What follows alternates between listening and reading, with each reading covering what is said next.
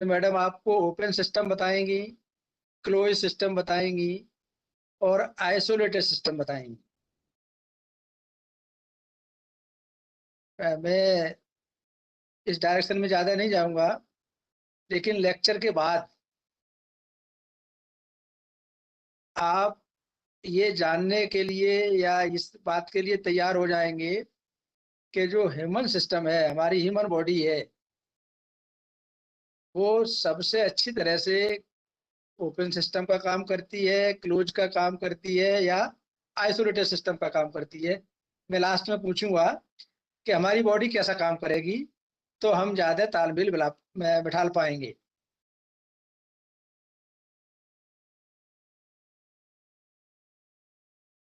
एक important topic भी है इसके बाद वाला, first law of thermodynamics. Madam starting करेंगी निश्चित रूप से जूल्स लॉ से। बच्चे हमारी बात सुन रहे होंगे, बहुत ही सिंपल तरीका है जूल्स लॉ में कुछ बताने का। हम स्टार्टिंग करते हैं कि सर्दी में हमें सर्दी लग रही है, कब कभी छूट रही है, तो हम अपने हाथ रगड़ते हैं, और जितनी हाथ ज़्यादा रगड़ते हैं उतनी ही ज़्यादा हमें गर्माहट महसूस होती है। इसी में थोड़ा संशोधन करते हुए, अच्छी भाषा बनाते हुए जूल्स लॉ का रूप दे दिया गया इसे, और ये कहा गया कि work done is directly proportional to energy और heat energy, W proportional Q. हम थोड़ा लेमन लैंग्वेज में बताएं कि जितना वर्क हम करेंगे उतनी एनर्जी प्राप्त होगी, और जितनी एनर्जी कंज्यूम होगी उसी रेशियो से वर्क प्राप्त होगा। तो ये दोनों एक दूसरे के डायरेक्टली प्रोपोर्शनल हैं, और हम ये कहें कि इन दोनों में आपस में लीनियर रिलेशन है। थोड़ा और इसको गहराई से सोचें। हम अधिक एनर्जी खर्च कर रहे हैं वर्क के लिए, तो प्रोपोर्शनेट में हमें वर्क मिलता है। हम कम एनर्जी खर्च करेंगे तो कम वर्क मिलेगा, और ज़्यादा एनर्जी खर्च करेंगे तो अधिक वर्क मिलेगा। ठीक इस तरह से हम समझें इसे कि हम एक ऑब्जेक्ट को एक जगह से दूसरी जगह ले जाना चाह रहे हैं। जितनी कम डिस्प्लेसमेंट होगा उतनी हमारी कम एनर्जी खर्च होगी, इतनी कम एनर्जी खर्च होगी तो हमें वर्क भी कम मिलेगा। तो यही जूल्स लॉ है। लेकिन हम जूल्स लॉ को नहीं देख रहे हैं इस समय। हम ये कह रहे हैं कि हम ज़्यादा एनर्जी खर्च करेंगे तो हमें ज़्यादा वर्क मिलेगा, और कम एनर्जी खर्च करेंगे तो हमें कम वर्क प्राप्त होगा। या हम ये कहें, जब सीधा सीधा प्रोपोर्शनेट है, यदि हम जीरो एनर्जी खर्च करेंगे तो हमें जीरो वर्क मिलेगा। मतलब नो एनर्जी नो वर्क। बहुत इंपॉर्टेंट पॉइंट है। और यहाँ पर हम ये कहें कि ऐसा कोई भी अभी तक साधन उपलब्ध नहीं हुआ है कि जिसमें हम इनपुट जीरो दें और हमें आउटपुट मिल जाए। या उल्टा देखें, हम बिना वर्क के जीरो वर्क को करें हम, और हमें एनर्जी प्राप्त हो जाए। ऑटोमेटिक कुछ नहीं हो सकता ये। मतलब ये हुआ कि ऑटोमेटिक कुछ नहीं होगा, मीन्स बिल्ली के भाग्य से छीका नहीं टूटेगा। बिल्ली के भाग्य से छीका नहीं टूटने का मतलब ये हुआ कि बिल्ली को कुछ न कुछ तो वर्क करना ही पड़ेगा, और जितना वर्क करेगा, जितना वर्क होगा, उसी के प्रोपोर्शनेट हमें एनर्जी मिलेगी। या जितनी हम एनर्जी कंज्यूम करेंगे उसी के प्रोपोर्शनेट हमें वर्क मिलेगा। अब सीधी सीधी हम भाषा पर आ जाएं। ऑटोमेटिक स्वतः कोई भी आउटपुट प्राप्त नहीं हो सकता, हमें निश्चित रूप से कुछ इनपुट देना ही पड़ेगा। या हम ये कहें, बच्चे बच्चों को हमारी बात सुन रहे होंगे कि बिना मेहनत के फल प्राप्त नहीं होगा। बिना एनर्जी लगाए हुए आउटपुट प्राप्त नहीं होगा। जब इनपुट नहीं है तो आउटपुट नहीं है, जब इनपुट है तो आउटपुट है। अब हम यह सीधी भाषा में और थोड़ा सा इसे आगे बढ़ाएं कि हमें कुछ प्राप्त करने के लिए, आउटपुट प्राप्त करने के लिए वर्क करना पड़ेगा। कोई कह सकता है कि क्या गारंटी है कि हम इनपुट खर्च करते जाएं और आउटपुट मिले हमें? नहीं, बिल्कुल गारंटी है। यहीं से गारंटी मिलती है कि जिस रेशियो से हम इनपुट देंगे उस रेशियो से हमें आउटपुट मिलेगा ही। और गीता भी आपकी यही कह रही है, कर्मण्येवाधिकारस्ते मा फलेषु कदाचन। कर्म करें, फल की इच्छा नहीं करें। फल तो उसके अनुपात में, आप जितना परिश्रम करेंगे, जितनी मेहनत करेंगे, उसके अनुपात में आपको फल तो प्राप्त होगा ही। तो ये बहुत इंपॉर्टेंट, दोनों ही नियम बहुत इंपॉर्टेंट हैं और दोनों को आज मैडम विस्तार में फिजिकली, मतलब फिजिक्स के उससे समझाएंगी। मैंने तो थोड़ा सा ये इधर उधर घुमा दिया।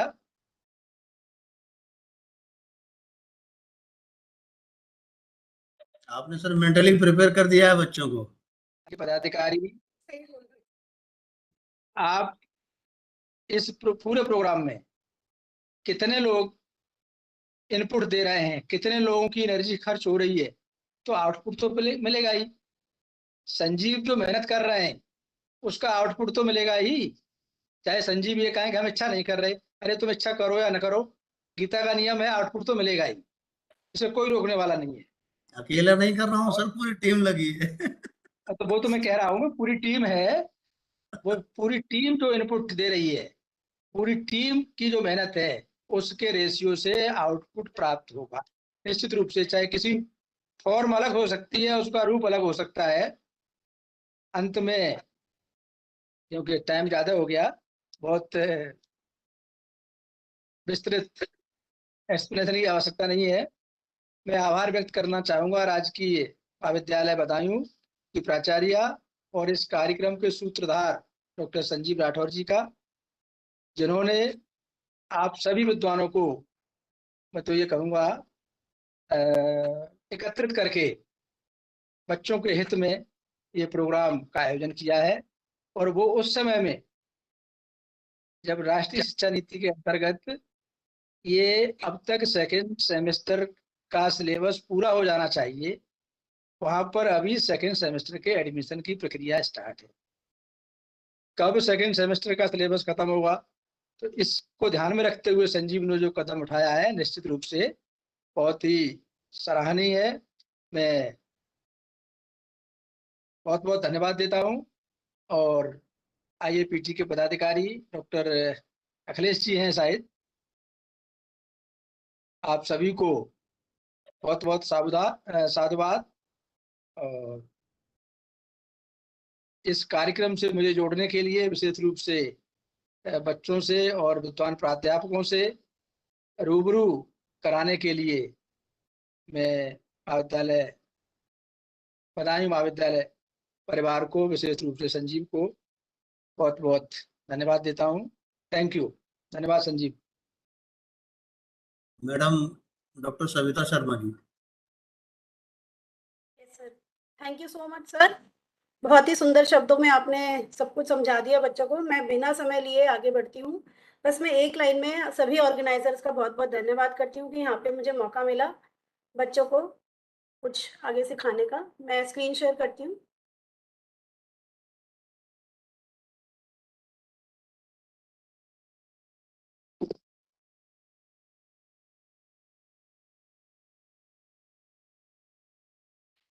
सर स्क्रीन दिखाई दे रही है? जी ठीक है। मैं बच्चों से ये बोलूंगी कि मैंने इस पूरी यूनिट को छोटे छोटे टॉपिक्स में डिवाइड किया है, जैसे जो टॉपिक वाइज आपके सिलेबस में है उसी तरीके से। जहां पर जो समस्या आएगी आप चैट बॉक्स में लिखते जाइएगा।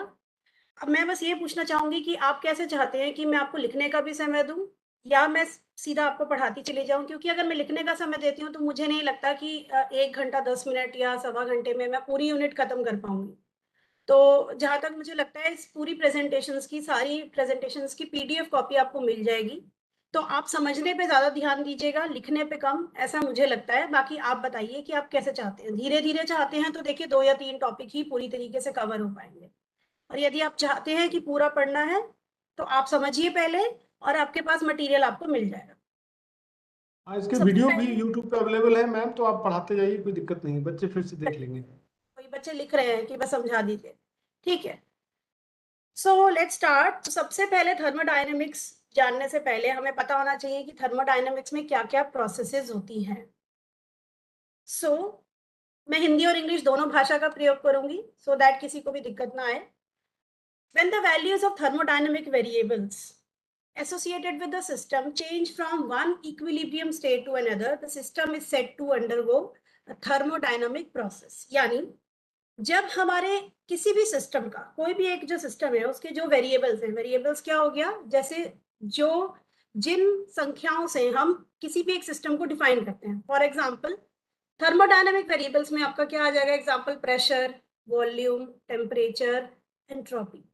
यदि ये सारे थर्मोडायनामिक वेरिएबल्स किसी एक सिस्टम के से एसोसिएटेड जो है वो चेंज हो, ठीक है, with the system change from one equilibrium state to another, तो हम उसको क्या बोलेंगे कि वो सिस्टम किस में गया, एक थर्मोडायनामिक प्रोसेस में।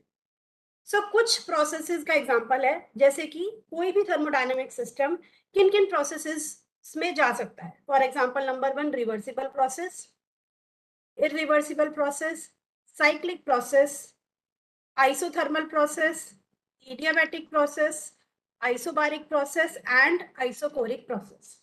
अब हम एक एक करके देखते जाते हैं कि ये प्रोसेसेस क्या होती हैं। अगर हम प्रेशर और वॉल्यूम का ग्राफ बनाएं तो आप देख सकते हैं कि आइसोकोरिक, एडियाबैटिक, आइसोथर्मल का ग्राफ कुछ ऐसा नजर आएगा। ऐसा क्यों नजर आएगा ये अभी हम देखते हैं। साइक्लिक प्रोसेस क्या होती है, जब कोई भी सिस्टम जिसकी इनिशियल स्टेट जो है वो बहुत सारी प्रोसेसेस से हो गुजरे, ठीक है, और फाइनली जब सारी प्रोसेस हो जाए तो वो वापस अपनी उसी स्टेट में आ जाए जहां से वो स्टार्ट हुई थी, तो हम क्या कहेंगे कि वो सिस्टम किस में गया, साइक्लिक प्रोसेस में या एक साइकिल में। मतलब when a system is in a given initial state goes through various processes and finally return to its initial state। मतलब जैसे कि आप मान लीजिए चक्कर लगाया और वापस जहां से आपने शुरू किया वहीं आ गए अपने सभी वेरिएबल्स को उसी स्टेट में पाके, तो वो क्या हो गया आपका साइक्लिक प्रोसेस। दूसरा आता है reversible process. Reversible process is defined as a process that once having take place it can be reversed and in doing so it leaves no change in its boundary। मतलब कि reversible मतलब आप उस process को पूरी तरीके से दोबारा दोहरा सकते हैं।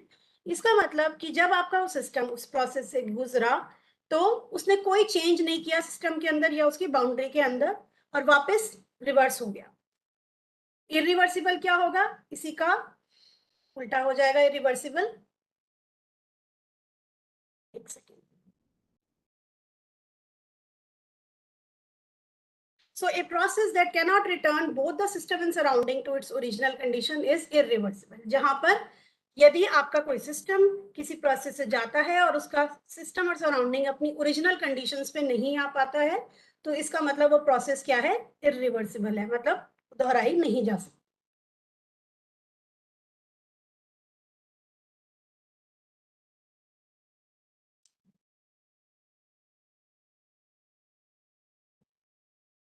मेरी स्लाइड चेंज होती नहीं दिख रही मुझे लग रहा है। नहीं मैडम, चेंज नहीं हो रही है अभी। अभी एक सेकंड देख रही हूँ। प्रोसेस दिख रही हैं, cyclic, reversible and irreversible. Okay, अब चेंज हो गई। हाँ जी।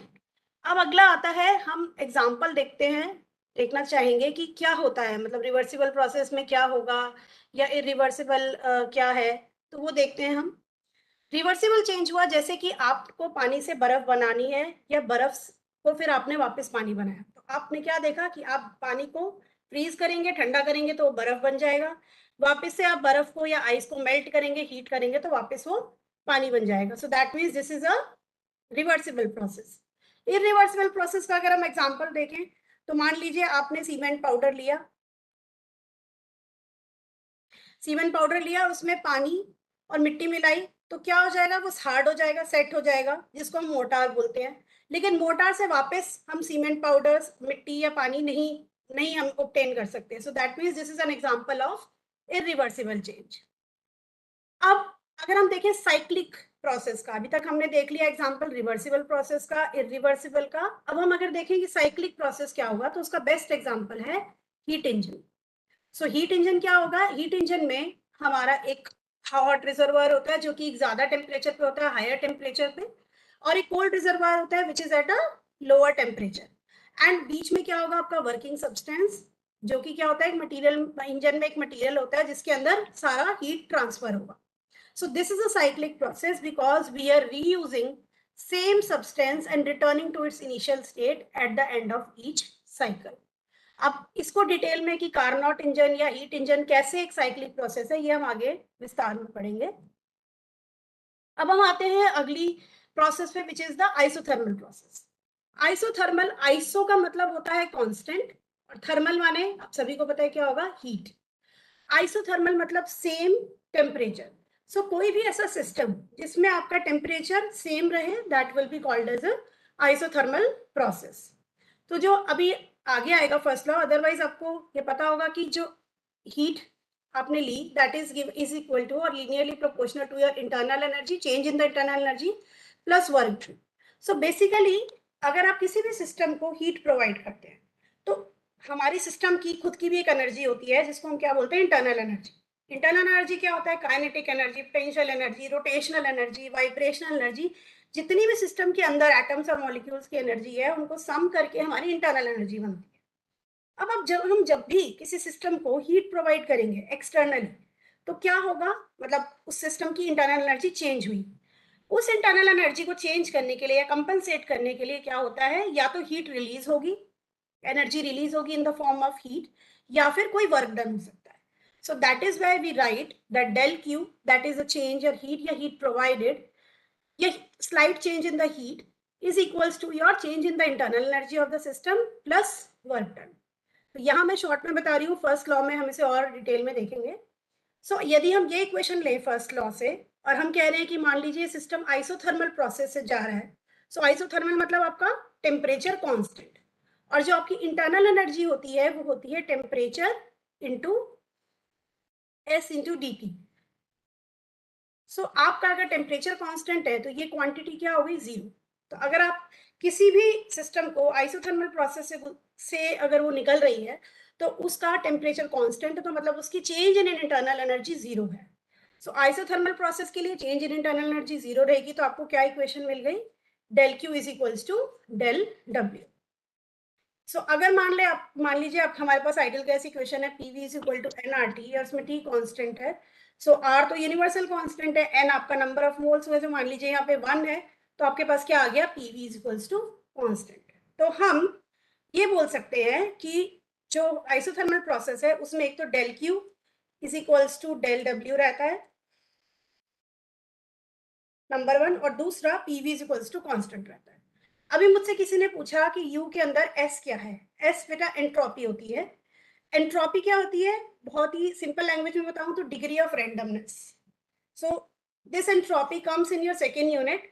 टुडे मैं सिर्फ एक शॉर्ट में थोड़ा कुछ बता पाऊंगी, नहीं तो आप बहुत डिटेल में सेकेंड लॉ के बाद पढ़ते हैं एंट्रोपी, आगे देखते हैं। तो अभी बेसिकली आप समझिए कि यहाँ पे एस इंटू डी टी है।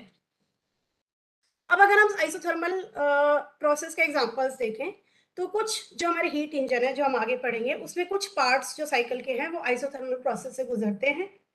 Second example, change of state या फेज चेंज डिफरेंट लिक्विड्स की, जैसे कि मेल्टिंग और इवेपोरेशन में कौन सी प्रोसेस होती है, isothermal process.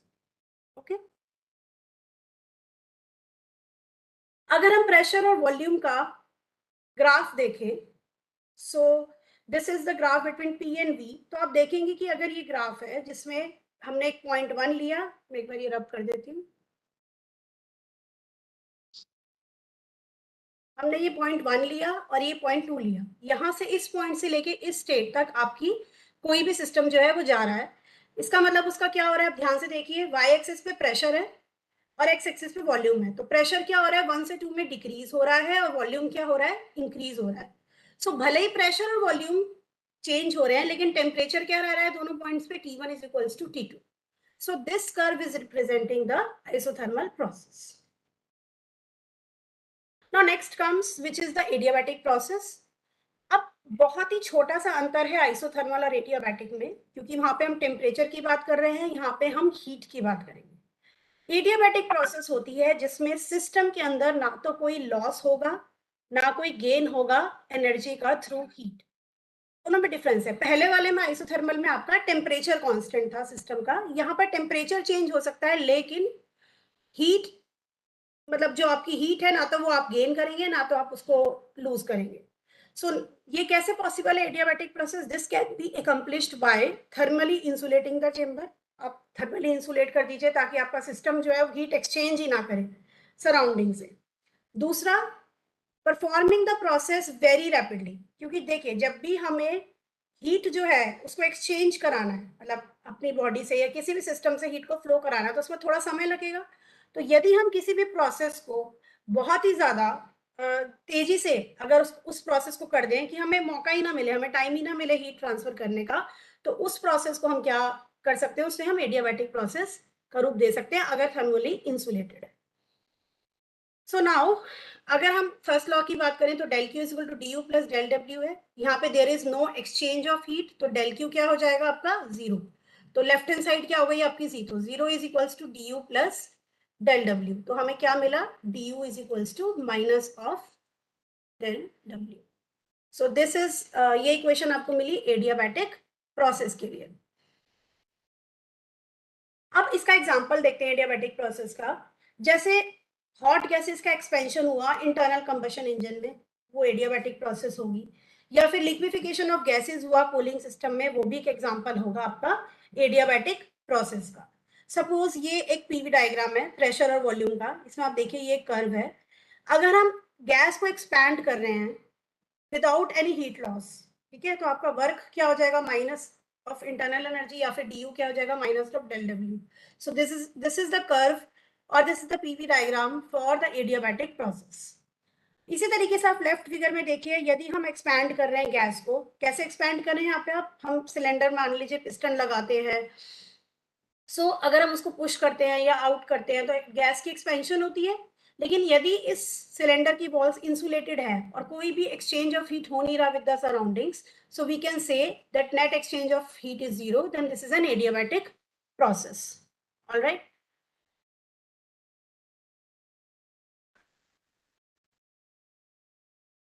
so if we do compress the gas, the temperature of the gas should increase. The increase in the temperature of the gas corresponds to the increase in the internal energy of the system. तो इसका मतलब अगर हम expansion करते हैं gas की तो obviously उसका टेम्परेचर बढ़ता है, लेकिन उसका टेम्परेचर बढ़ने से उसकी इंटरनल एनर्जी बढ़ रही है, इसको करस्पॉन्ड करता है, हम एक्सचेंज ऑफ हीट नहीं कर रहे। Next slide. अब नेक्स्ट आता है हमारा आइसोबारिक प्रोसेस। आइसोबारिक प्रोसेस क्या होता है, आइसो मतलब सेम, बैरिक यहाँ पे आया तो मतलब क्या हुआ, बार किसकी यूनिट होती है, प्रेशर। तो सेम प्रेशर पे अगर हम कोई प्रोसेस करें तो that is called as a isobaric process. So an isobaric process occurs at constant pressure. Del Q is equals to D U plus del W, ये हमारा फर्स्ट लॉ से इक्वेशन है। सो यहाँ पर अगर आप प्रेशर कांस्टेंट रखते हैं और हमें पता है वर्क डन क्या होता है, P into D V, that is the pressure into change in volume. तो अगर आपका कांस्टेंट प्रेशर है तो आप इस इक्वेशन को इस तरीके से लिख सकते हैं that del Q is equals to plus, this is the equation for the isobaric process. Isobaric process के एग्जांपल में आप देख सकते हैं the boiling of water to steam, जब हम पानी को गर्म करते हैं उसको भाप में कन्वर्ट करते हैं, या फिर हम पानी को आइस में कन्वर्ट करते हैं, तो हम सेम प्रेशर पे कर रहे हैं। So that means that is an isobaric pressure अगर हम प्रेशर मेंटेन करते हैं। तो अगर हम P वर्सेस V का ग्राफ बनाए वापस से, सो विल सी दैट इस पॉइंट पे जहाँ पे प्रेशर आपका सेम है, आप देख सकते हैं कि हम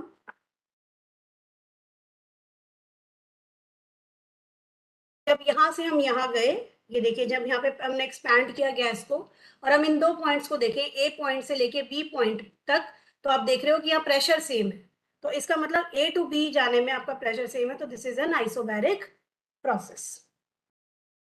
नेक्स्ट है आपका आइसोकोरिक प्रोसेस। आइसोकोरिक मतलब अगर हम किसी प्रोसेस को कांस्टेंट वॉल्यूम पे करें, isochoric process is a constant volume process when the volume of the system do not change, it will not do work on it's surroundings. तो अगर हम मान लो हमारा जो वर्क डन है उसका क्या था, del W is equals to P into DV, यानी कि चेंज इन वॉल्यूम। अब हम कह रहे हैं कि आइसोकोरिक प्रोसेस के अंदर हमारा वॉल्यूम ही कांस्टेंट है, तो दैट मींस डीवी आपका क्या हो गया, 0 हो गया। तो इसका मतलब कि ऐसा सिस्टम जो भी कांस्टेंट वॉल्यूम पे हो रहा है या आइसोकोरिक प्रोसेस उसके अंदर हो रही है, तो आपका उसका वर्क डन क्या रहेगा, 0 रहेगा। तो फर्स्ट लॉ की इक्वेशन से del Q is equals to D U plus del W में डेल क्यू क्या आ गया, is equals to D U, because आपकी ये वाली क्वांटिटी हो गई 0, keeping the volume constant. So isochoric process के लिए आपकी फर्स्ट लॉ की इक्वेशन किस में कन्वर्ट हो गई, del Q is equals to D U. Isochoric process का एग्जांपल हुआ कि यदि हम किसी गैस को हीट करते हैं किसी क्लोज्ड चेंबर के अंदर, so then you can see कि यहाँ पे हमने जो है दो कंटेनर लिए जिसमें दो गैस है, इसमें इनिशियल और फाइनल हम देख रहे हैं। अगर हमने उसका एक कांस्टेंट वॉल्यूम का कंटेनर ले रखा है तो ये प्रोसेस क्या कहलाएगी, आइसोकोरिक। यदि हम ग्राफ पे जाएं तो अगर हम पी और वी ग्राफ देखें यहाँ पर, तो यहाँ पे आप देख सकते हो कि वॉल्यूम चेंज नहीं हो रही इस वाली लाइन के अक्रॉस। सो इसके क्रॉस जो ये वाली प्रोसेस होगी that will be your isochoric process. So I hope आपको प्रोसेसेस के बारे में कुछ समझ आया हो। आपके बहुत सारे सवाल हैं, मैं देख नहीं पा रही हूँ सारे सवाल एक साथ भी। आप लिखिए, मैं एंड में उसका आंसर करती हूँ, पर अभी कोई मेजर सवाल है जिसमें आपको ये तो समझ में आया ना कि सारी प्रोसेसेस क्या क्या है, आइसोकोरिक, आइसोबारिक, और कैसे फर्स्ट लॉ की इक्वेशन चेंज होती है, क्या कंडीशन लगती है हर प्रोसेस के आसपास। मैं कंटिन्यू मैडम। साथ हमारा ये सिंपल सा टॉपिक खत्म होता है। इसके बाद हम नेक्स्ट पे आते हैं।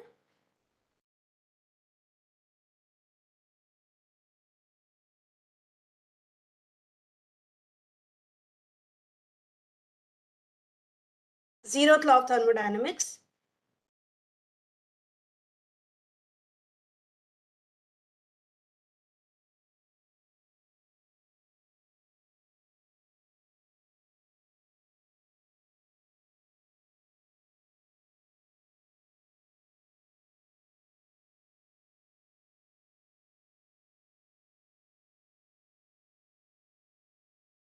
सो लेट्स सी कि zeroth law of thermodynamics क्या कहता है।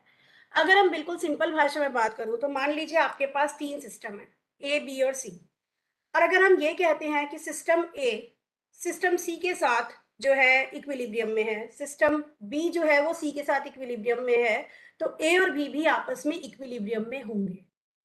ठीक है, तो zeroth law क्या बोलता है, when two objects are separately in thermal equilibrium with the third object, they are in equilibrium with each other. So objects और thermal equilibrium में क्या होता है, तो objects have the same temperature, यानी कि मान लीजिए कि 1 और 3 सेम इक्विलिब्रियम में है एक दूसरे के साथ, और 1 और 2 इक्विलिब्रियम में एक दूसरे के साथ, तो 2 और 3 ही आपस में थर्मल इक्विलिब्रियम में होंगे। This is the basic definition of zeroth law of thermodynamics।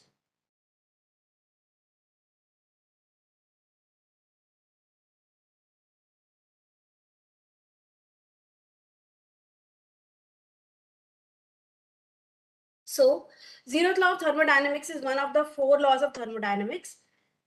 इसका अगर हम हिस्ट्री में जाएं तो क्रेडिट जो जाता है इस लॉ को फॉर्मुलेट करने का वो राल्फ एच फॉलर का जाता है। Interestingly the zeroth law of thermodynamics was actually developed much later than the 3 laws। Actually में जो फोर्थ मतलब जब तीनों लॉज आ गए, फर्स्ट सेकंड थर्ड, उसके बाद हमारा zeroth law आया था। तो बड़ी कंफ्यूजन थी कि उसका क्या नाम दें, फोर्थ लॉ दें, क्या दें, बट बिकॉज कि इस लॉ की वजह से काफी जो कंफ्यूजन थी फर्स्ट सेकंड थर्ड में वो क्लियर हुई थी, तो इस वजह से इसको क्या नाम दिया गया finally, zeroth law of thermodynamics, क्योंकि इसमें टेम्परेचर जो है वो मेन इंडिकेटर है थर्मल इक्विलिब्रियम का, तो it should be the most basic one, इसलिए इसका नाम zeroth law of thermodynamics दिया गया। तो जैसे कि हम बात कर चुके हैं ऑलरेडी कि जीरोथ लॉ क्या होता है कि जब मान लीजिए कि when body A is in thermal equilibrium with another body B and also separately in thermal equilibrium with body C, A और सी भी है, ए और बी भी अगर आपस में थर्मल इक्विलिब्रियम में है तो फिर बी और सी आपस में भी थर्मल इक्विलिब्रियम में होंगे। सो ये लॉ जो है किस पे बेस्ड है? It is based on the temperature measurement. अब कोई और तरीके भी हैं जीरोथ लॉ को डिफाइन करने के लिए, जैसे कि systems that are in thermal equilibrium exist at same temperature। इसी का अगर हम इसी लॉ के दूसरे डेफिनेशन में अगर हम इसको समझें तो इसका मतलब जो सिस्टम आपस में थर्मल इक्विलिब्रियम में होते हैं इसका मतलब उनका टेम्परेचर सेम है। सेम ही बात हुई। या तो हम ये कह दें कि दोनों सेम टेम्परेचर पे हैं तो दे आर थर्मल इक्विलिब्रियम में है, या फिर हम ये कह दें कि they are in thermal equilibrium तो उसका मतलब वो सेम टेम्परेचर पे है। So zeroth law takes into account that temperature is something worth measuring because it predicts whether the heat will transfer between objects or not। तो इसका मतलब हमारा जो zeroth law है उसमें उसने क्या लिया? उसने बेसिकली टेम्परेचर को मेन वर्थ इट माना, क्योंकि हम टेम्परेचर की वजह से ही देख रहे हैं कि हीट जो है वो ट्रांसफर हो रही है ऑब्जेक्ट्स के बीच में या नहीं हो रही है। सो ये जो है हमारे लिए ट्रू है of how even objects interact. तो मान लीजिए अगर दो जो ऑब्जेक्ट है वो फिजिकल कांटेक्ट में नहीं है फिर भी उनके बीच में हीट फ्लो होती है। कैसे? रेडिएशन मोड भी होता है हीट ट्रांसफर होने का। तो इसलिए जीरोथ लॉ ने स्टेट किया कि अगर सिस्टम जो है वो थर्मल इक्विलिब्रियम में है तो उनके बीच में कोई हीट फ्लो टेक प्लेस नहीं होगी। क्यों? क्योंकि हम ये कह रहे हैं कि अगर दो सिस्टम थर्मल इक्विलिब्रियम में है तो वो सेम टेम्परेचर पे है। ऑलराइट, सो ये एक अलग तरीका है इस जीरोथ लॉ को देखने का।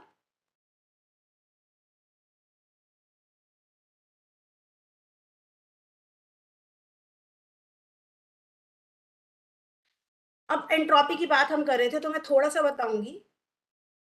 सो एंट्रोपी क्या होता है? Entropy is the measure of randomness of disorder of a system.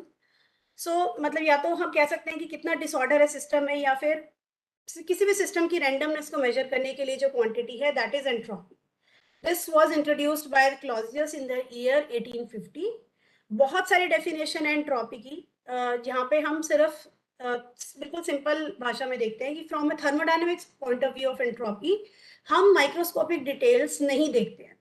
So entropy क्या करता है? Entropy is used to describe the behaviour of a system in terms of thermodynamic properties such as temperature, pressure, entropy and heat capacity।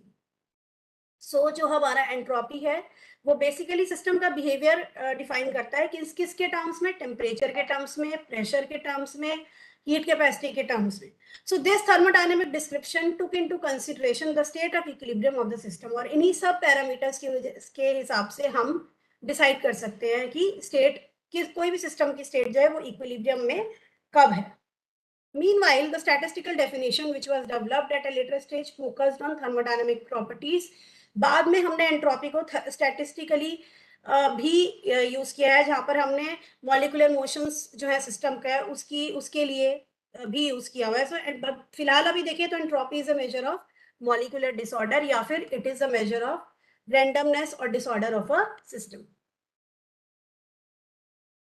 अगर हम properties देखें entropy की तो it is a thermodynamic function, it is a state function जो सिर्फ system की state के ऊपर डिपेंड करता है, पाथ के ऊपर नहीं डिपेंड करता कि हमने कोई एक स्टेट से दूसरी स्टेट पर हम कैसे गए। सो एंट्रोपी को हमेशा हम कैसे डिफाइन करते हैं? In the terms of change in entropy. तो या तो it is represented by S, so जो चेंज इन एंट्रोपी है that is represented by ds। क्योंकि ये स्टेट फंक्शन है तो ये इनिशियल और फाइनल स्टेट पे डिपेंड करेगा, किस पाथ से नहीं से हम एक स्टेट से दूसरी स्टेट पे गए उस पर नहीं। तो इसलिए ds is equal to s2 minus s1। इसकी SI यूनिट होती है जूल्स पर केल्विन, या CGS यूनिट में आप कैलोरीज पर केल्विन कह सकते हैं। So entropy is extensive property which means that it scales with the size और एक्सटेंट ऑफ अ सिस्टम। बेटा एंट्रोपी जो है वो हमेशा थर्ड लॉ में आता है। अभी आपने पूछा जीरो एंट्रोपी के बारे में, तो जीरो एंट्रोपी और ये सारी चीजें आपकी नेक्स्ट यूनिट में आएंगी, जब आई थिंक नेक्स्ट जब सर आपको पढ़ाएंगे नेक्स्ट टीचर, तो उसमें आपको बहुत क्लियरली समझ में आएगा। एंट्रोपी बहुत डिटेल में है वहाँ पे, और रिवर्सिबल और इरिवर्सिबल प्रोसेसेस के लिए भी एंट्रोपी की डेरिवेशन वगैरह आती है।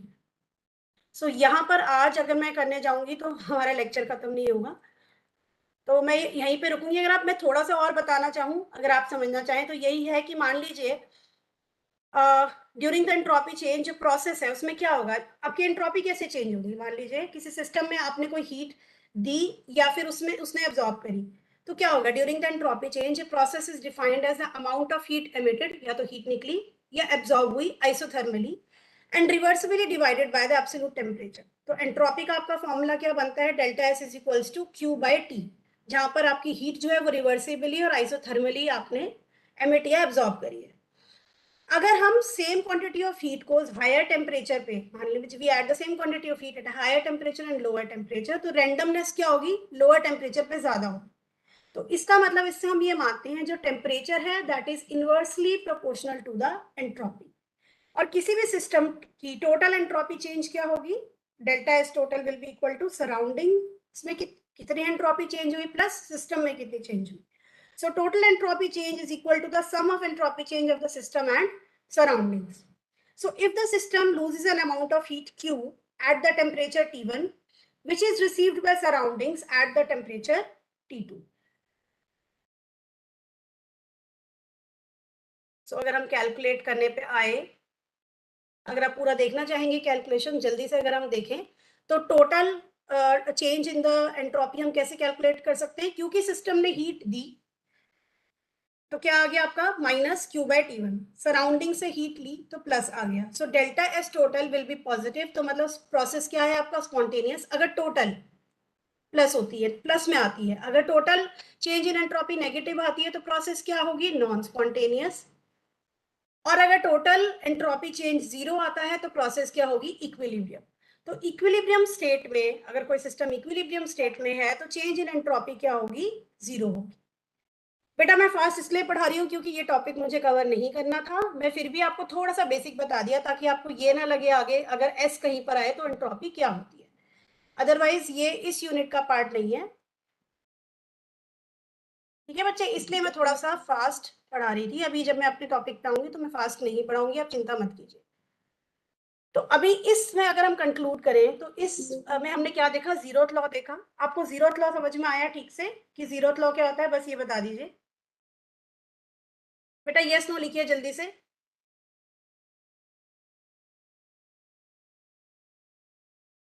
Yes, okay. So zeroth law का हमने अगर हम दो बातें देखें तो एक तो हमने देखा कि कोई भी बॉडी, कोई तीन बॉडी है वो आपस में थर्मल इक्विलिब्रियम में है दो के साथ, तो वो तीसरे आपस में इक्विलिब्रियम में होगी, पहली बात।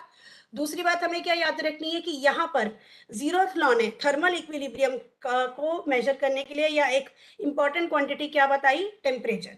यानी कि अगर दो बॉडी थर्मल इक्विलिब्रियम में है तो उनका टेम्परेचर सेम होगा, या फिर हम ये कह सकते हैं कि अगर दो बॉडी सेम टेम्परेचर पे हैं तो वो थर्मल इक्विलिब्रियम में है। ये बात आपको समझ में आई। दूसरा हमने थोड़ा सा एंट्रोपी का देखा है, जिसमें कि एंट्रोपी को हमने क्या बोला है कि it is a measure of randomness.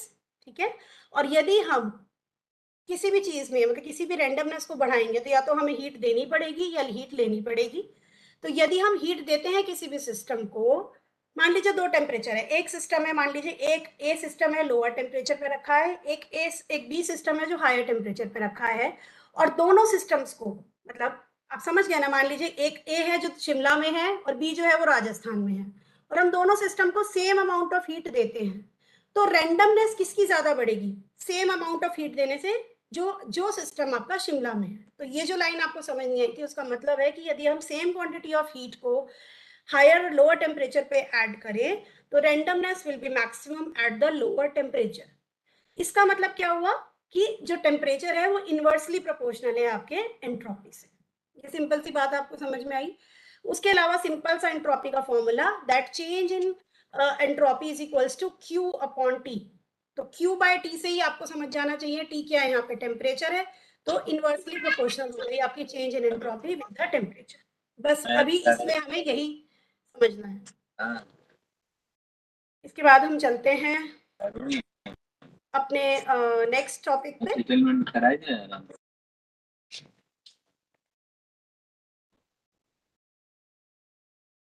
हमारा नेक्स्ट टॉपिक है अब first law and internal energy. देखेंगे कि फर्स्ट लॉ ऑफ थर्मोडायनेमिक्स क्या होता है और इंटरनल एनर्जी क्या होती है?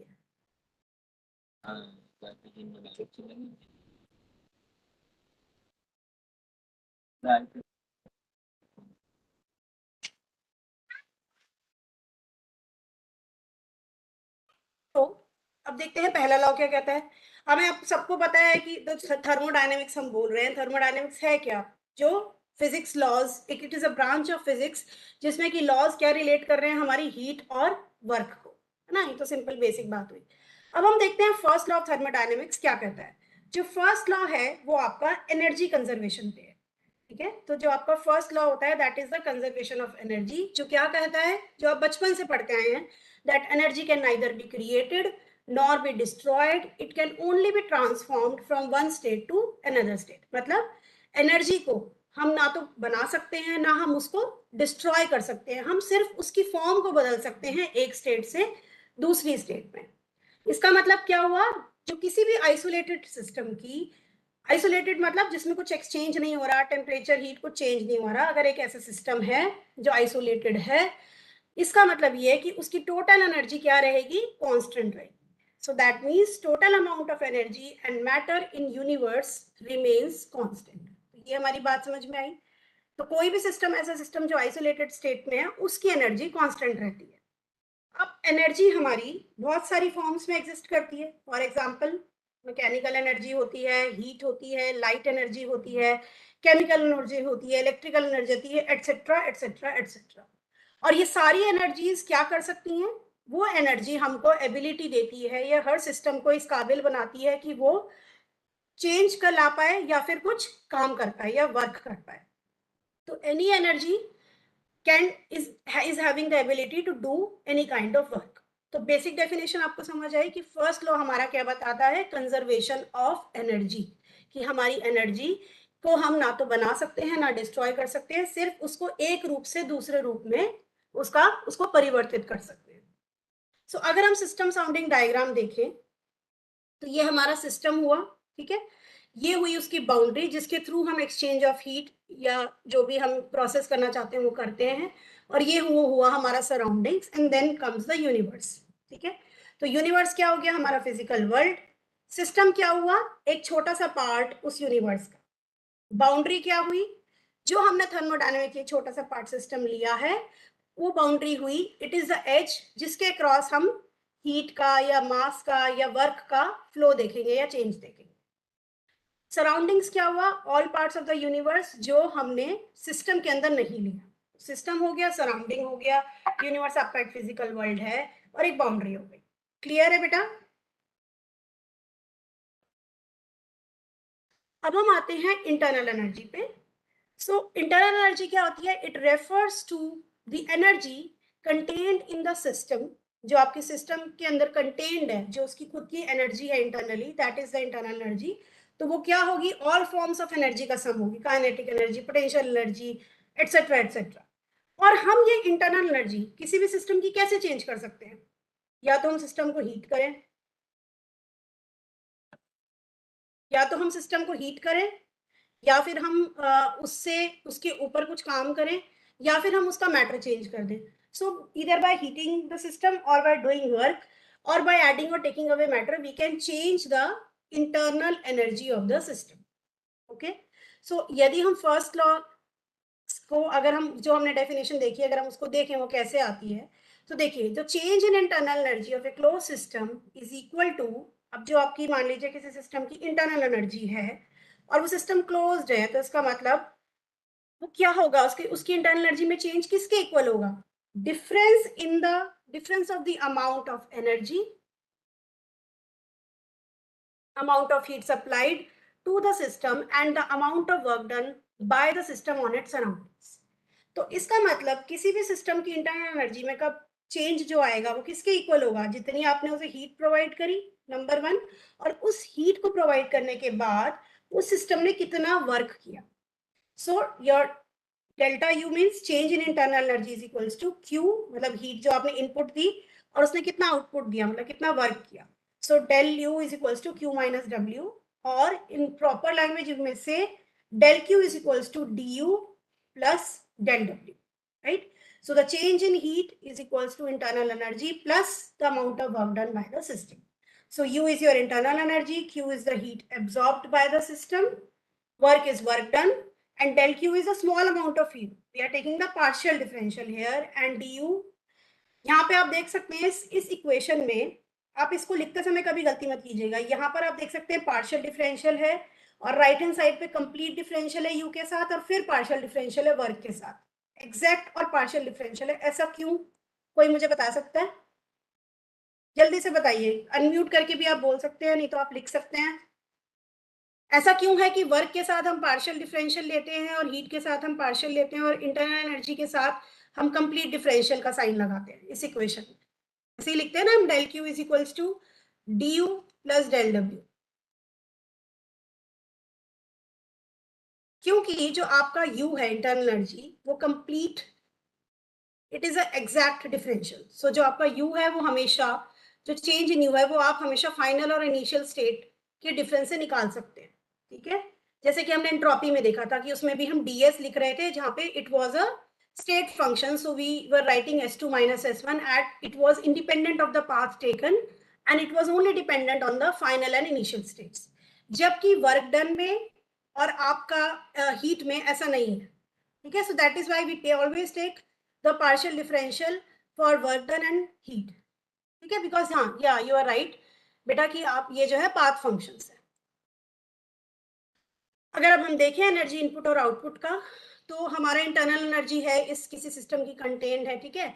तो कितनी इंटरनल एनर्जी जो है सिस्टम की चेंज होगी, किस पे डिपेंड करेगा कि कितनी हीट आपने ऐड करी सिस्टम में, कितना वर्क डन सिस्टम पे हुआ और कितना वर्क डन सिस्टम ने किया। So work done on the system, work done by the system, और आप प्लस साइन का भी ध्यान रखिए, जब भी हीट ऐड होगी तो क्या आ रहा है? Plus sign. जब भी work done on the system होगा क्या आएगा? Plus W.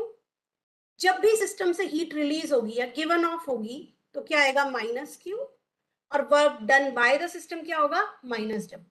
सो ये भी कंफ्यूजन रहती है बच्चों को, आई होप कि आपको अभी ध्यान रहेगा कि जो भी बाय वाली चीजें हैं, मतलब heat released by the system या work done by the system, वो हमेशा नेगेटिव रहेगी, और हीट एडेड, क्योंकि आप उसको ऐड कर रहे हैं, वर्क डन आप सिस्टम पे कर, तो वो हमेशा क्या आएगा? Positive quantity. सो ये हो गए आपके एनर्जी इनपुट और आउटपुट। अब जैसे कि सर बोल रहे थे शुरू में कि बहुत सारे टाइप के सिस्टम हम बात कर रहे हैं ना, open system, close system, isolated system. Repeat कर दूं संध्या? बहुत ही सिंपल सी बात बताई बेटा मैंने कि मान लीजिए आपका कोई सिस्टम है जिसकी आपकी इंटरनल एनर्जी यू कंटेन्ड है, तो आप कैसे इंटरनल एनर्जी उस सिस्टम की चेंज कर सकते हो? कैसे कर सकते हो बताओ? या तो आप उसमें हीट ऐड कर दोगे, है ना, या तो हीट ऐड होगी उसमें, या फिर उस सिस्टम के ऊपर कुछ काम करोगे। जब आपने हीट ऐड करी तो या तो उस हीट से आपका सिस्टम काम करेगा, work done by the system, या फिर हीट रिलीज करेगा, heat given off by the system. So जब भी आप हीट ऐड करोगे सिस्टम में तो क्या आएगा? Positive sign. Work done on the system plus W, work done by the system. अब सिस्टम कुछ कर रहा है, मतलब आप मेहनत कर रहे हो, तो जब आप मेहनत करोगे या सिस्टम कुछ करेगा तो हमेशा नेगेटिव, आपको पसीना आएगा, राइट?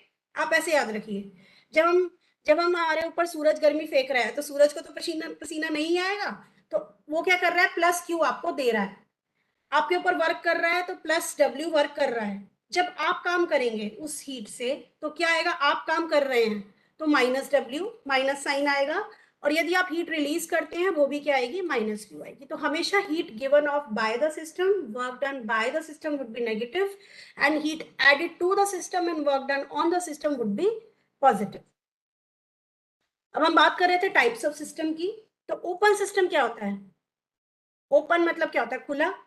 तो ओपन का मतलब क्या हुआ आपका कि जब आपका सिस्टम कोई भी जो सिस्टम है वो अलाउ करे एनर्जी और मैटर को अंदर आने से और बाहर जाने से इजीली, तो that is called as the open system. So it allows matter and energy to leave और एंटर द सिस्टम, तो वो क्या हो गया आपका ओपन सिस्टम। क्लोज सिस्टम क्या होगा? अब क्लोज सिस्टम में और आइसोलेटेड सिस्टम में थोड़ा सा डिफरेंस है, वो ध्यान से देखिए। क्लोज सिस्टम में क्या होगा? जब कोई भी मैटर एंटर या लीव नहीं कर सकता सिस्टम से, तो that is a close system. इसका मतलब वो सिर्फ इंटरैक्ट करेगा अपने सराउंडिंग से इन the terms of energy transfer. बात समझ में आई? तो क्लोज सिस्टम हुआ जब आपका मैटर अंदर या बाहर नहीं जा सकता, it neither it can enter the system nor it can leave the system, पर वो जो सिस्टम है अपनी सराउंडिंग से इंटरैक्ट करेगा बाय एनर्जी ट्रांसफर्स। अब अगर आप आइसोलेटेड सिस्टम की बात करें तो आइसोलेटेड सिस्टम क्या होगा? It is a system where neither matter nor energy enters और लीव द सिस्टम। मतलब यहाँ पर आइसोलेटेड सिस्टम में ना तो एनर्जी की टर्म्स में कुछ इंटरैक्शन होगा, ना मैटर की टर्म्स में कुछ इंटरैक्शन होगा। तो यानी मैटर और एनर्जी दोनों ही ना तो एंटर कर सकते हैं ना लीव कर सकते हैं। तो उस सिस्टम को हम क्या बोलते हैं? Isolated system. So I hope अब आप बहुत इजीली समझ सकते हैं कि क्लोज सिस्टम क्या होगा, आइसोलेटेड सिस्टम क्या होगा, ओपन सिस्टम क्या होगा। उसके बाद ये हम देख चुके हैं पहले ही processes. Isothermal process, isolated system बता दीजिए। आइसोलेटेड सिस्टम में बेटा देखिए आपके पास दो चीजें हैं किसी भी सिस्टम की, मैटर या एनर्जी, ठीक है ना, हम यही बात कर रहे हैं। तो अगर आपका ओपन सिस्टम है तो मैटर और एनर्जी दोनों आपका एंटर और लीव कर सकता है, it will interact with the surroundings with both. अगर आपका क्लोज्ड सिस्टम है तो मैटर नहीं जाएगा, आप एनर्जी के ट्रांसफर से आप इंटरैक्ट कर सकते हैं सराउंडिंग्स में। यदि आपका आइसोलेटेड सिस्टम है, आइसोलेट क्या हो गया? आप बिल्कुल ही आइसोलेट हो गए। आप बताइए ह्यूमन बॉडी क्या है? सर ने क्वेश्चन आपसे पूछा था कि आपसे एंड में पूछेंगे, अब आप बताइए यहीं पर ह्यूमन बॉडी क्या होगी? आपका मैटर कहीं जाता है? आप सब कह रहे हैं ओपन सिस्टम, तो इसका मतलब आपका मैटर भी जाता है और एनर्जी भी जाती है। आइसोलेटेड तो हो नहीं सकता क्योंकि हम अपने वेरियस टाइप ऑफ एनर्जीज को से इंटरैक्ट करते हैं सराउंडिंग में। तो क्या हुआ? हमारे human body is a close system. Yes, so आप एग्जांपल हुआ क्लोज सिस्टम का human body. Types of process हम ऑलरेडी देख चुके हैं, एक बार रिवीजन हो जाएगी इन स्लाइड्स पर। आइसोथर्मल मतलब सेम टेम्परेचर, जहां पे टेम्परेचर चेंज नहीं होगा। और अब हमने देख भी ली फर्स्ट लॉ की इक्वेशन, तो आपका क्या रहेगा? जब टेम्परेचर चेंज नहीं होगा तो टी कांस्टेंट रहेगा, तो आपकी फर्स्ट लॉ से क्या बनेगा? Del Q is equals to del W. फिर नेक्स्ट एडियाबैटिक था। एडियाबैटिक क्या कौन सी प्रोसेस थी? जहां पे हीट फ्लो नहीं हो रहा है, ठीक है ना। सो हीट फ्लो नहीं हो रहा इन एंड आउट, तो डेल क्यू क्या है? जीरो। तो आपकी इक्वेशन क्या बन गई थी फर्स्ट लॉ की? D U is equals to minus of del W. फिर थी आइसोबैरिक प्रोसेस। आइसोबैरिक प्रोसेस में क्या था? प्रेशर कांस्टेंट था। तो प्रेशर कांस्टेंट की वजह से आप क्या लिख सकते थे? डेल डब्ल्यू को del Q is equals to D U plus P D V. हम ये रिवाइज कर रहे हैं बेटा। फिर है आइसो वॉल्यूमेट्रिक या फिर आइसोकोरिक प्रोसेस, जिसमें क्या थी आपकी? ऐसी प्रोसेस जिसमें वॉल्यूम कांस्टेंट रहे। वॉल्यूम कांस्टेंट रहेगी तो आपका वर्क डन जो पीडीवी के इक्वल है वो जीरो हो जाएगा। तो आपकी फर्स्ट लॉ की इक्वेशन क्या बन जाएगी? Del Q is equals to D U. ठीक है, ठीक है बेटा। अगर हम देखें जहां पर आपका प्रेशर वेरी होता है, ठीक है, जहां पे आप देखिए the for the process where the pressure varies the work done is equal to the area under the curve. जैसे कि मान लीजिए कर्व देखिए आप, इस कर्व में ये वाली प्रोसेस अगर हम देखें इस लाइन के अक्रॉस, तो क्या है? यहाँ पे आपका क्या सेम रह रहा है? प्रेशर। तो ये क्या हो गई? आइसोबारिक। ये वाली आपकी क्या हो गई? आइसोकोरिक या आइसोवॉल्यूमेट्रिक, क्योंकि यहाँ पे आपकी वॉल्यूम चेंज नहीं होगी। ये है आपके आइसोथर्मल, क्योंकि यहाँ पे ए और बी पॉइंट्स पे टेम्परेचर सेम रह रहा होगा। So this is isothermal process while moving from A to B. तो ऐसी प्रोसेस जहाँ पे प्रेशर तो वेरी हो रहा है, तो वहां पे वर्क डन कैसे निकालते हैं? By taking the area under the PV curve. ठीक है, समझ में आया बेटा?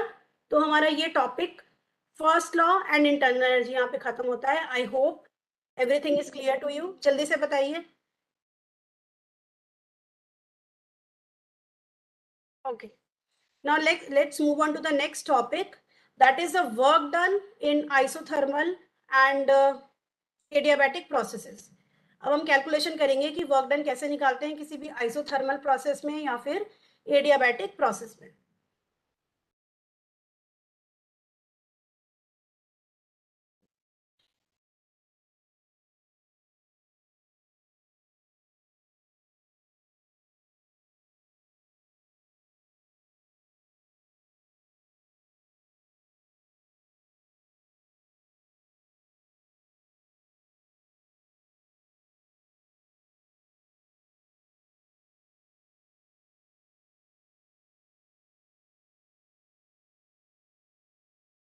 Okay.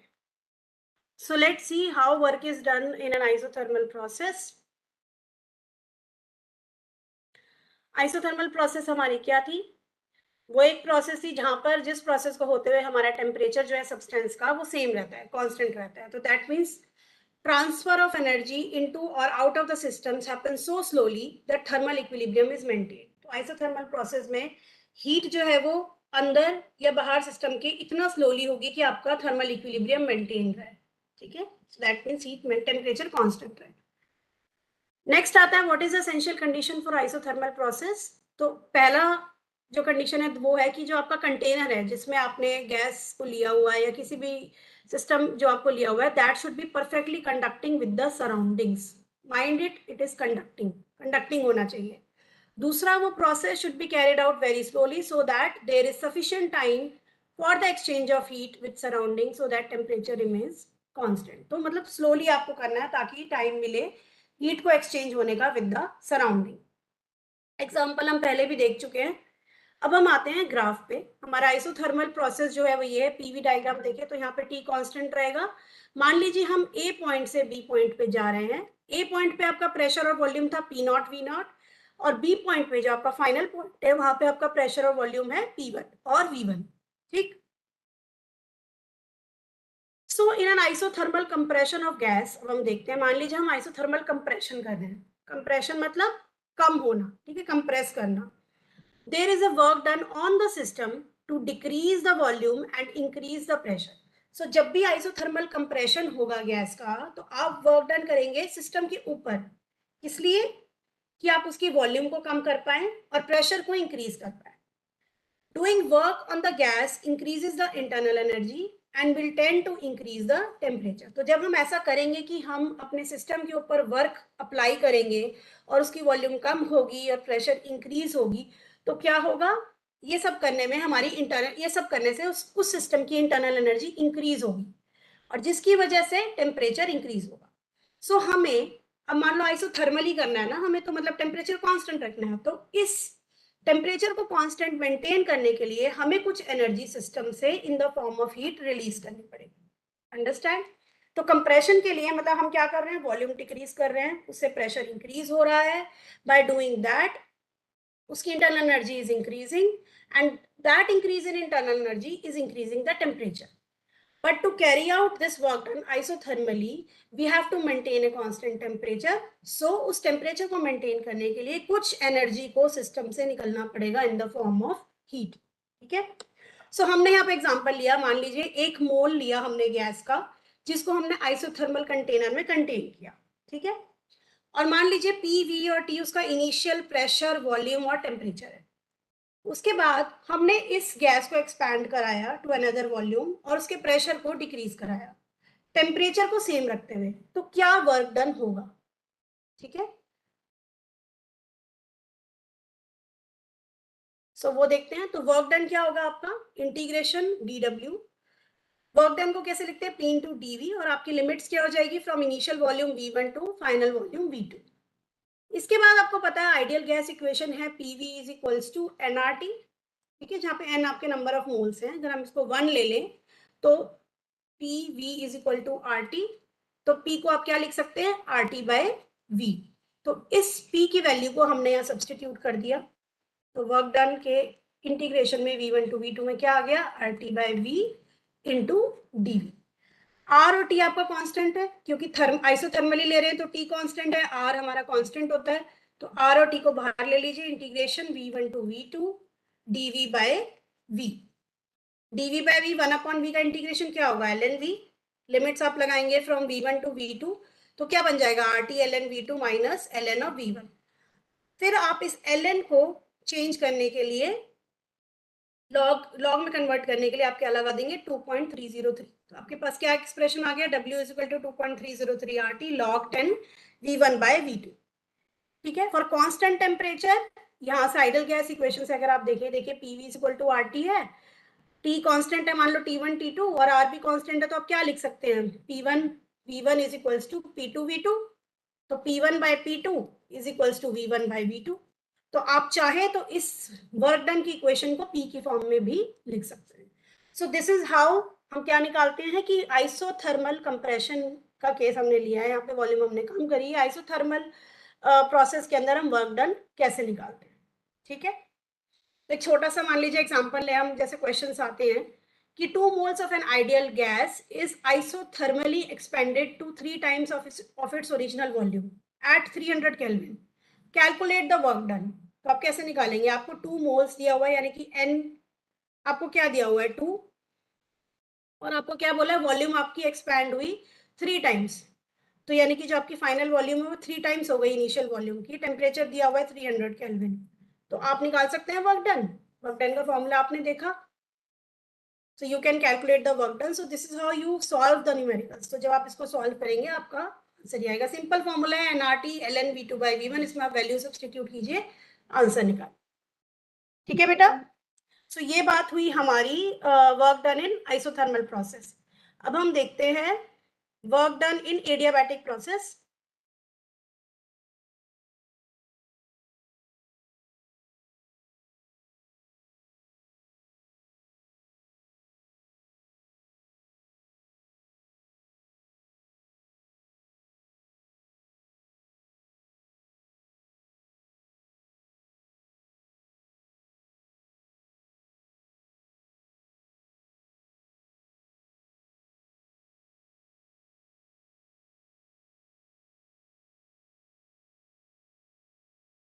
सो अगर हम वर्क डन देखें एडियाबैटिक प्रोसेस के अंदर, एडियाबैटिक प्रोसेस हमारी क्या होती थी, एक ऐसी प्रोसेस जिसमें कोई एक्सचेंज ऑफ हीट नहीं हो रहा है, तो डेल क्यू क्या रहेगा उसमें 0, और आपका फर्स्ट लॉ की इक्वेशन क्या बन जाएगी, du is equals to minus of del w। सो ये सारी चीजें हमको ऑलरेडी पता है। एडियाबैटिक प्रोसेस ऑफ, अब हम इसमें देखेंगे आगे वर्क डन कैसे निकालते हैं। सपोज मान लीजिए हम वर्क डन कर रहे हैं, वर्क डन निकाल रहे हैं एडियाबैटिक प्रोसेस के लिए। सो मान लीजिए in an adiabatic process if W is greater then 0, हम वर्क को पॉजिटिव ले रहे हैं, W इज ग्रेटर देन 0, तो work done is the done by the gas, और टेम्परेचर क्या होगा, final temperature is less then T1, T2 is less then T1। So suppose in an adiabatic process pressure और volume जो है gas का वो कहाँ से कहाँ चेंज हो रहा है, P1 V1 से P2 V2, ठीक है। और भी हमारे पास क्या है एडियाबैटिक प्रोसेस के लिए, हमें पता है एक रिलेशन होता है P is equal to K by V to the power gamma, ठीक है। तो वर्क डन क्या होगा आपका, वही इंटीग्रेशन डेल W, राइट। तो P dV, यहाँ पर आप P की जगह पे ये वैल्यू पुट कर दीजिए, W is equal to integration K by V to the power gamma into dV। K आपका क्या है कांस्टेंट, बाहर ले लीजिए, integration dV by V to the power gamma. इसको जब आप सॉल्व कीजिएगा तो आपको क्या एक्सप्रेशन मिलेगा, W is equals to 1/1 minus gamma P2 V2 minus P1 V1। So this is the work done for the case of adiabatic process. ये था जब हमने W ग्रेटर देन 0 लिया था। अगर हम work done on the gas करें, that means W is less than 0, तो T2 क्या होगा, ग्रेटर देन T1, और टेम्परेचर ऑफ द गैस क्या होगा, राइज। उस केस में भी आप वर्क डन निकाल सकते हैं। इसी फॉर्मूले में अगर हम PV is equals to RT देखते हुए PV को RT से सब्सटीट्यूट करें तो आपको क्या एक्सप्रेशन मिल जाएगा, W is equals to NR by 1 minus gamma T1 minus T2। तो इस तरीके से आप वर्क डन निकाल सकते हैं आइसोथर्मल प्रोसेस में और एडियाबैटिक प्रोसेसेस में। बेटा क्लियर है सबको, किसी को कोई डाउट है?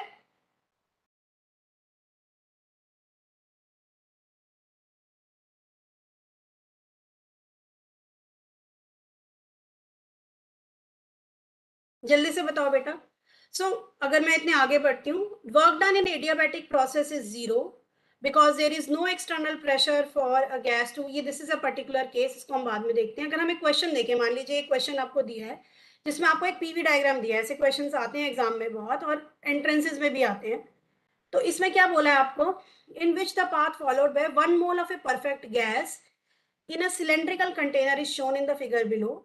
आपको क्या निकालने को बोला है, work done in it when the gas is taken from state 1 to 2। तो ये स्टेट 1 है जहाँ पे आपका प्रेशर है P1 PI VI TI, final pressure है P2 V2 T2, और आपको दिया हुआ है PV to the power 1/2 is equals to constant. इसमें आपको बोला है वर्क डन निकालो और ratio of temperature T1 by T2 निकालो, अगर V2 is given to you to be twice of V1। निकाल पाएंगे आप? जल्दी से इसका सॉल्यूशन देखें। ये क्लियरली एडियाबैटिक प्रोसेस है जिसमें अगर आपको दिया है PV to the power 1/2 equal to constant, तो आपका गामा क्या हो गया, हाफ। वर्क डन का फॉर्मूला अभी हमने निकाला है, इसमें सिंपली आप वैल्यूज पुट कीजिए और उसके बाद पीवी को आरटी रखिए। फिर जब यहाँ से आप पी की वैल्यू सब्सटीट्यूट करेंगे तो आपके पास फाइनल जो रेशियो है टेम्परेचर का वो क्या आएगा, T1/T2 इज इक्वल्स टू 1/√2। सो अगर हम ध्यान से क्वेश्चन को देखें तो क्वेश्चन बहुत ही आसान होता है, सरल होते हैं सवाल, बस हमें समझ नहीं आता कि कौन सी प्रोसेस है और हमें क्या दिया हुआ है और क्या निकालना है। तो यदि आप इस पर ध्यान दें तो हम बहुत इजीली क्वेश्चन सॉल्व कर सकते हैं। सो वर्क डन क्लियर है मेरे हिसाब से। तो आगे हम बढ़ते हैं, एक बहुत ही इंपॉर्टेंट टॉपिक है जो कि है स्पेसिफिक हीट। मैं जल्दी से उस पर जाती हूँ क्योंकि हमारे पास समय बहुत कम है।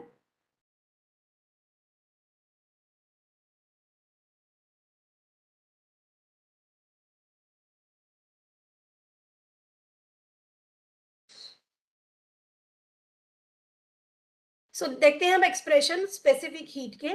तो सबसे पहले तो हम ये जान लें कि सीपी और सीवी होता क्या है। सो सीपी कहलाता है specific heat at constant pressure और सीवी कहलाता है आपका specific heat at constant volume. तो सीपी क्या हुआ, CP is the amount of heat required to raise the temperature of a substance of 1 kilogram mass by 1 degree Celsius at constant pressure। तो specific heat की जो basic definition है कि वो amount of heat जिसकी हमें जरूरत है 1 किलोग्राम सब्सटेंस का टेम्परेचर को 1 डिग्री से बढ़ाने के लिए। तो स्पेसिफिक हीट होता क्या है, उतनी हीट जितनी हमें जरूरत है किसी भी सब्सटेंस के 1 किलोग्राम ऑफ सब्सटेंस को 1 डिग्री सेल्सियस से उसका टेम्परेचर बढ़ाने की, वो होती है स्पेसिफिक हीट। सीपी क्या होगी, यही हीट जो हमें सब रिक्वायर्ड है एट कांस्टेंट प्रेशर। और सीवी क्या होगा, that specific heat that is required at constant volume। Okay, so CV is the amount of heat required to raise the temperature of a substance of 1 kilogram mass by 1 degree at constant volume। तो CP का मतलब constant pressure, V का मतलब constant volume। अगर हम equation देखें तो CP में क्या होगा, चेंज इन हीट है ना, with temperature at constant pressure, और CV के फॉर्मूले में यही del Q by del T at constant V। ठीक, अब हमारा रिलेशनशिप क्या है सीपी और सीवी के बीच में आइडियल गैस के। तो हम स्टार्ट करेंगे फर्स्ट लॉ से। फर्स्ट लॉ क्या कहता है, del Q is equals to D U plus del W. और हमारा जो यू है वो क्या है, हमारी इंटरनल एनर्जी, वो फंक्शन किसका है, वॉल्यूम और टेम्परेचर का। तो अगर हम यू को फंक्शन ले वॉल्यूम और टेम्परेचर का, तो हम क्या लिख सकते हैं, इस कंप्लीट डिफरेंशियल को हम पार्शियल डिफरेंशियल में तोड़ सकते हैं जिसका वो फंक्शन है। मुझे आशा है कि आप सबको ये पता है कि हम कंप्लीट डिफरेंशियल को दो पार्शियल जिस चीजों का वो वेरिएबल जो है फंक्शन है उसके पार्शियल डिफरेंशियल में हम उसको तोड़ सकते हैं। कैसे, जैसे डी यू कंप्लीट डिफरेंशियल को हम क्या लिख सकते हैं, del U by del V, मतलब एक बार हम डिफरेंशिएट करेंगे with respect to first variable keeping the T constant into D T, sorry यहाँ पे T constant D V plus del U by del T, अब टी की रिस्पेक्ट में keeping V constant into dt। ये तो पता है बेटा सबको, ये आता है सबको लिखना। सो हमने इस इक्वेशन को du को अपने उसके पार्शियल उसमें ब्रेक करा because it is a function of volume and temperature. अब इस du की वैल्यू को हम फर्स्ट लॉ में सब्सटीट्यूट कर देंगे तो हमको क्या मिलेगा, del q is equals to del u by del T at constant v dt this in this plus P D V. अब इस पूरी इक्वेशन को हमने डिवाइड कर दिया dt से, तो लेफ्ट हैंड साइड पे क्या आ गया, del q by dt is equals to, फिर यहाँ पर जो tt था वो कट गया, यहाँ पर क्या आ जाएगा dv बाय dt और यहाँ पे p dv बाय dt। ठीक है, अब इसमें आप पूरे में देखिए कि कहाँ पर क्या कॉमन है, यहाँ पे dv बाय dt और dv बाय dt कॉमन है, तो यहाँ पर इस नेक्स्ट स्टेप में आपने dv बाय dt को कॉमन ले लिया तो हमारे पास ये इक्वेशन। ठीक, अब मान लीजिए इस इक्वेशन को which is del q by d is equals to del u by del t at constant v plus dv by dt, और अंदर में क्या है, del u by del v at constant t plus p। इस equation को पहले हम लेते हैं कांस्टेंट वॉल्यूम पे, मतलब हमें CV निकालना है, तो कांस्टेंट वॉल्यूम मतलब आपकी del V dV by dt zero हो गया, तो ये वाली टर्म आपकी जीरो हो गई, तो आपके पास क्या एक्सप्रेशन आ गया, del Q by del T is equals to del U by del T at constant V। तो आपकी CV की फॉर्मूला आपको यहाँ से मिला, क्योंकि del Q by del T at constant V हमारा CV होता है, तो you got CV to be del U by del T at constant V। उसी इक्वेशन को, जो हमने ये इक्वेशन ली थी, इसको अगर हम कांस्टेंट प्रेशर पे ले तो क्या हो जाएगा, कांस्टेंट प्रेशर पे यदि हम लेते हैं तो आप ये देखिए एज इट इज रखें, तो यहाँ पे हमारा जो है लेफ्ट हैंड साइड पे क्या है, कांस्टेंट प्रेशर हो गया del Q by del T at constant P, तो ये CP हो गया, और यहाँ हमने ऊपर इसका फॉर्मूला निकाला ही है, तो ये क्या हो गया, CV हो गया। तो आप इस इक्वेशन को ऐसे लिख सकते हैं, CP minus CV is equals to ये वाली पूरी टर्म। अब इस टर्म में हमारी इंटरनल एनर्जी कांस्टेंट है, अगर इंटरनल एनर्जी कांस्टेंट है, क्योंकि टेम्परेचर कांस्टेंट है, तो हमारी ये वाली टर्म क्या हो जाएगी, zero. So this term will get to be zero. तो आपके पास क्या रिलेशन आ गया, CP minus CV is equals to P del V by del T at constant P। इसके अंदर अब आप आइडियल गैस इक्वेशन लगा दीजिए, PV is equal to RT, फिर इसके बाद यहाँ से आप del V by del T at constant P की वैल्यू निकालेंगे तो आएगा R बाय P। फिर इस R बाय P को जब आप यहाँ पुट करेंगे तो क्या मिलेगा, CP minus CV is equals to P, तो पहले से था और इसकी वैल्यू आपने R बाय P निकाली, P से P कैंसिल हो गया, तो you get a very important relation that CP minus CV is equals to. ठीक है बेटा, इसकी डेरिवेशन में कोई दिक्कत किसी को, हमने कहाँ से स्टार्ट करना है, हमें हमेशा फर्स्ट लॉ ऑफ थर्मोडायनेमिक्स से स्टार्ट करना है। उसके बाद आपको इंटरनल एनर्जी का याद रखना है कि it is a function of volume and temperature, और बस उसके बाद आपको सब्सटीट्यूट करनी है वैल्यूज, सब्सटीट्यूट करेंगे, रीअरेंज करेंगे, आपको क्या मिल जाएगा, CP minus CV is equals to R। Is there any doubt, जल्दी से बताइए बेटा चैट बॉक्स में। Think there is no doubt. Now next is the CP by CV ratio. Again for this ratio हम कहाँ से स्टार्ट करेंगे, first law of thermodynamics से। फर्स्ट लॉ ऑफ थर्मोडायनेमिक्स हमारा क्या कहता है, del Q is equal to du plus del W।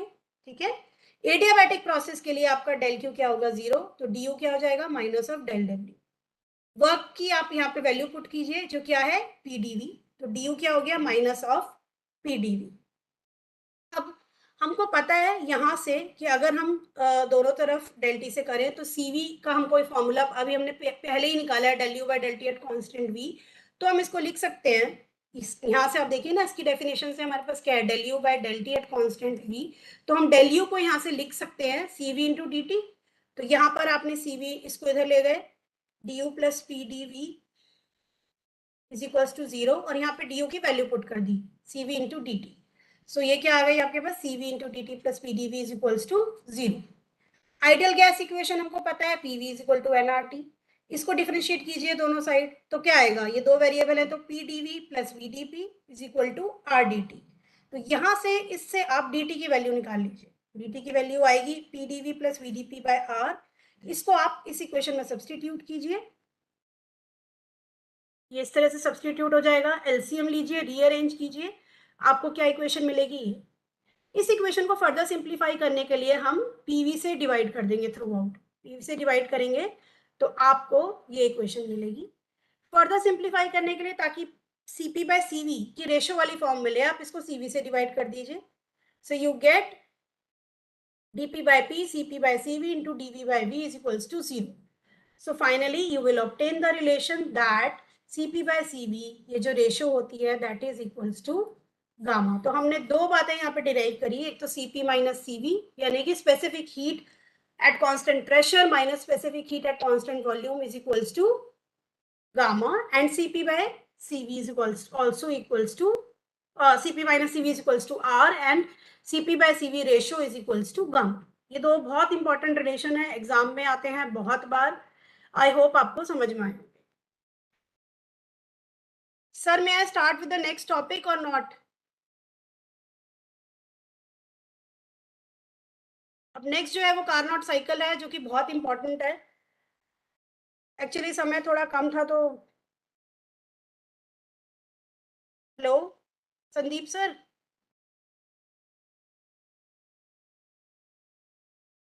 Ji doctor साहब जी। सर बताइए, मैं कार्नोट साइकिल स्टार्ट कर दूं? Okay, you can start it. Okay sir. बीच में मुझे वैसे बीच में 2 चीजें और बतानी थी बेटा, बट समय की कमी की वजह से मैं वो बता नहीं पाई, जो कि थी एक तो आपका एंथैल्पी क्या होती है, और दूसरा हीट को वर्क में कैसे कन्वर्ट करते हैं। उसका एक छोटा सा मैंने एक वीडियो था जो मैं दिखाना चाहती थी, बट अभी टाइम नहीं है, तो मैं सीधा कार्नोट साइकिल पे आती हूँ। उसी में हम समझने की कोशिश करेंगे, एनिमेशन में नहीं दिखा पाऊंगी। 1 मिनट दीजिए।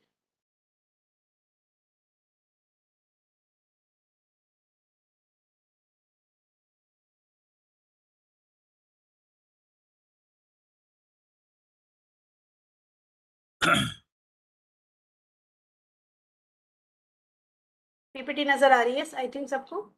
आ रही है। So let's start with the most important topic of this unit and the last topic, that is the Carnot cycle and theorem. याद है हमने साइक्लिक प्रोसेस की बात करी थी, जिसमें हम बात कर रहे थे कि कार्नोट इंजन में जो है या हीट इंजन में हमारी साइक्लिक प्रोसेस होती है। So let's start. सबसे पहले हम देखते हैं कि कार्नोट इंजन होता क्या है। So Carnot engine And is PPT is not visible. Okay, फिर से शेयर करती हूँ। Okay. अब विजिबल है ma'am? Now it's visible, ma'am. Okay, so I was saying कि जो हमारी let's see what is a Carnot engine. So Carnot engine is an ideal reversible heat engine that operates between 2 temperatures. जैसा कि हमने पिछले examples में भी देखा, जो हमारा Carnot इंजन है वो एक आइडियल इंजन है, आइडियल रिवर्सिबल हीट इंजन है, जो 2 टेम्परेचर के बीच में काम करता है। T1 सोर्स का टेम्परेचर, यानी कि जो हायर रहेगा टेम्परेचर, जहाँ पे हमने एक एग्जांपल देखा था हीट रिजर्वायर वाला, और एक कोल्ड रिजर्वायर होगा जो कि सिंक कहलाता है, जिसका टेम्परेचर T2 है, जो हमेशा आपका सोर्स का टेम्परेचर ज्यादा होगा as compare to sink. History में जाए तो निकोलस कार्नोट ने फर्स्ट ड्राफ्ट किया था इसको, हीट इंजन, इसको कार्नोट साइकिल को या कार्नोट इंजन को 1924, and graphically Clapeyron and Clausius ने with the help of entropy already theoretically predict किया हुआ था। So any heat engine होता क्या है? Any heat engine that works on the principle of second law of thermodynamics, that is the Carnot engine. It operates through a series of 2 isothermal and 2 adiabatic processes called Carnot cycle. तो जब हमारा Carnot engine है वो कोई भी एक ideal reversible heat engine है, जो कि किसके प्रिंसिपल पे काम करता है? सेकेंड लॉ ऑफ थर्मोडायनेमिक्स पे। और तो उसकी जो साइकिल है, जो कार्नोट साइकिल है, वो 2 आइसोथर्मल और 2 एडियाबैटिक प्रोसेस से गुजरती है।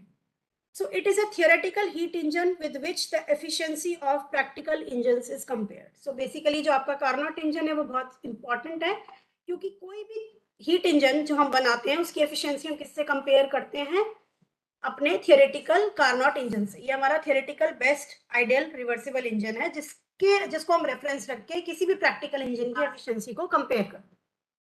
सारे हीट इंजन का 3 पार्ट्स होते हैं, they consist of 3 parts, you can C in the diagram.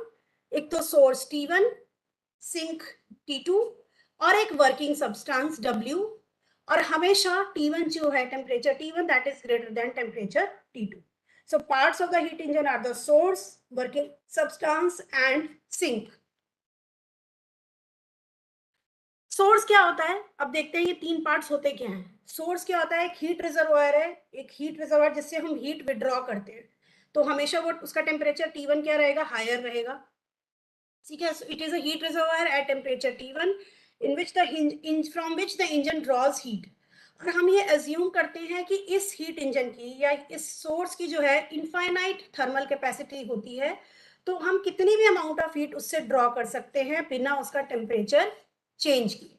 सो हमारा सोर्स क्या होता है? Basically it is a heat reservoir एक हायर टेम्परेचर T1 पे, जिससे इंजन हीट ड्रॉ करता है और उसकी इनफाइनाइट थर्मल कैपेसिटी है। नेक्स्ट हमारा क्या था? Working substance. वर्किंग सब्सटेंस क्या होता है? It is an ideal gas, जो हमारी सिलेंडर के अंदर है, जो हमारी हीट इंजन के अंदर गैस है, ideal gas, that is the working substance. Sink क्या होता है? It is a heat reservoir at a lower temperature, कम टेम्परेचर पे जो हीट रिजर्वायर रहता है इंजन के अंदर वो सिंक होता है, और ये क्या करता है, सिंक क्या होता है हमारा, जिसमें हम बर्तन धोते हैं घर में, सिंक करते हैं। तो इसका मतलब यहाँ पर भी सिंक का वही काम है। यहाँ पर हम इस हीट रिजर्वायर के अंदर कितनी भी अमाउंट ऑफ हीट रिजेक्ट करते हैं। तो सोर्स एक ऐसा हीट रिजर्वायर है जिससे इंजन कितनी भी हीट ले सकता है, और सिंक एक ऐसा हीट रिजर्वायर है जिसके अंदर हम कितनी भी हीट रिजेक्ट कर सकते हैं फ्रॉम द इंजन। इसकी भी इनफाइनाइट थर्मल कैपेसिटी होती है, तो कितनी भी हीट हम इसमें रिजेक्ट कर सकते हैं विदाउट चेंजिंग इट्स टेम्परेचर। ठीक है, तो 3 आपके पार्ट्स हो गए कार्नोट इंजन के, source, working substance and sink. अब हम आते हैं कंस्ट्रक्शन और वर्किंग पे। तो जो हमारी वर्किंग सब्सटेंस है, वर्किंग सब्सटेंस मतलब जो हमारी गैस है इंजन के अंदर, वो 4 स्टेप्स की रिवर्सिबल साइकिल से मूव करती है। मतलब जो कार्नोट साइकिल है उसमें 4 स्टेप्स हैं and it is a reversible cycle. 2 क्या होती है आइसोथर्मल और 2 क्या होती है एडियाबैटिक।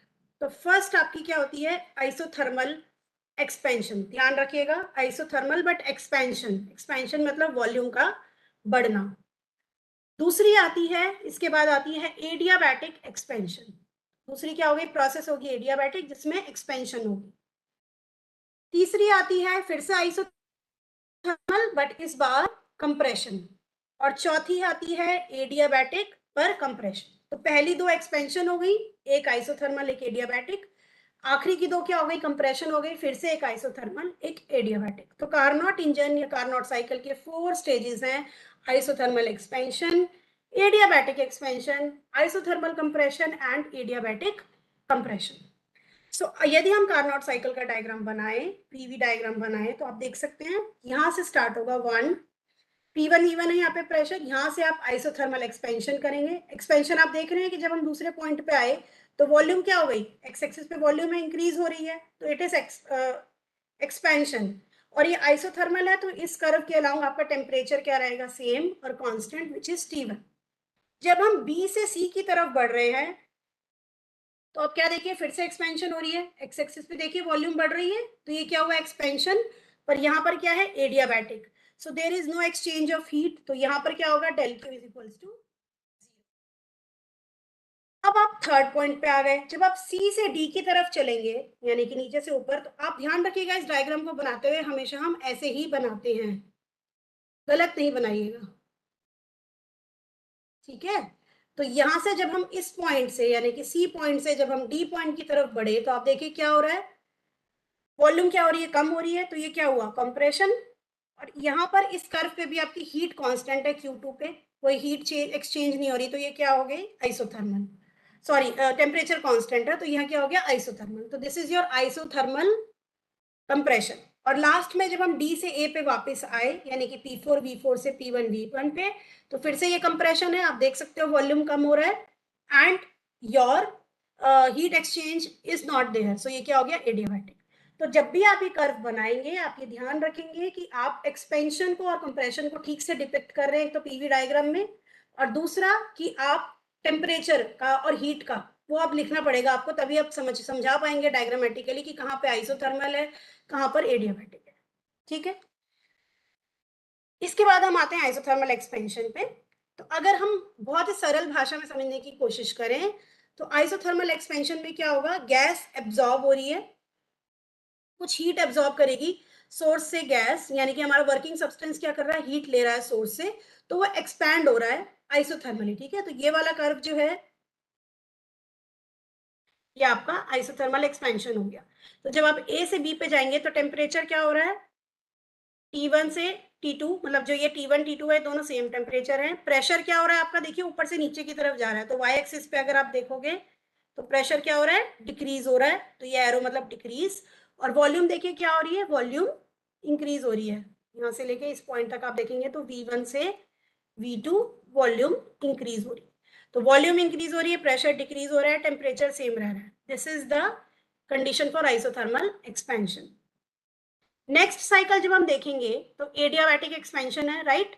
एडियाबैटिक एक्सपेंशन में देखिए क्या हो रहा है, जब हम इस कर्व में पॉइंट बी से पॉइंट सी पर जा रहे हैं तो क्या हो रहा है, गैस अब अंदर क्या हो रहा है, हमारे इंजन के अंदर क्या हो रहा है, gas is now placed in on an insulating stand and is allowed to expand slowly till its temperature falls to T2।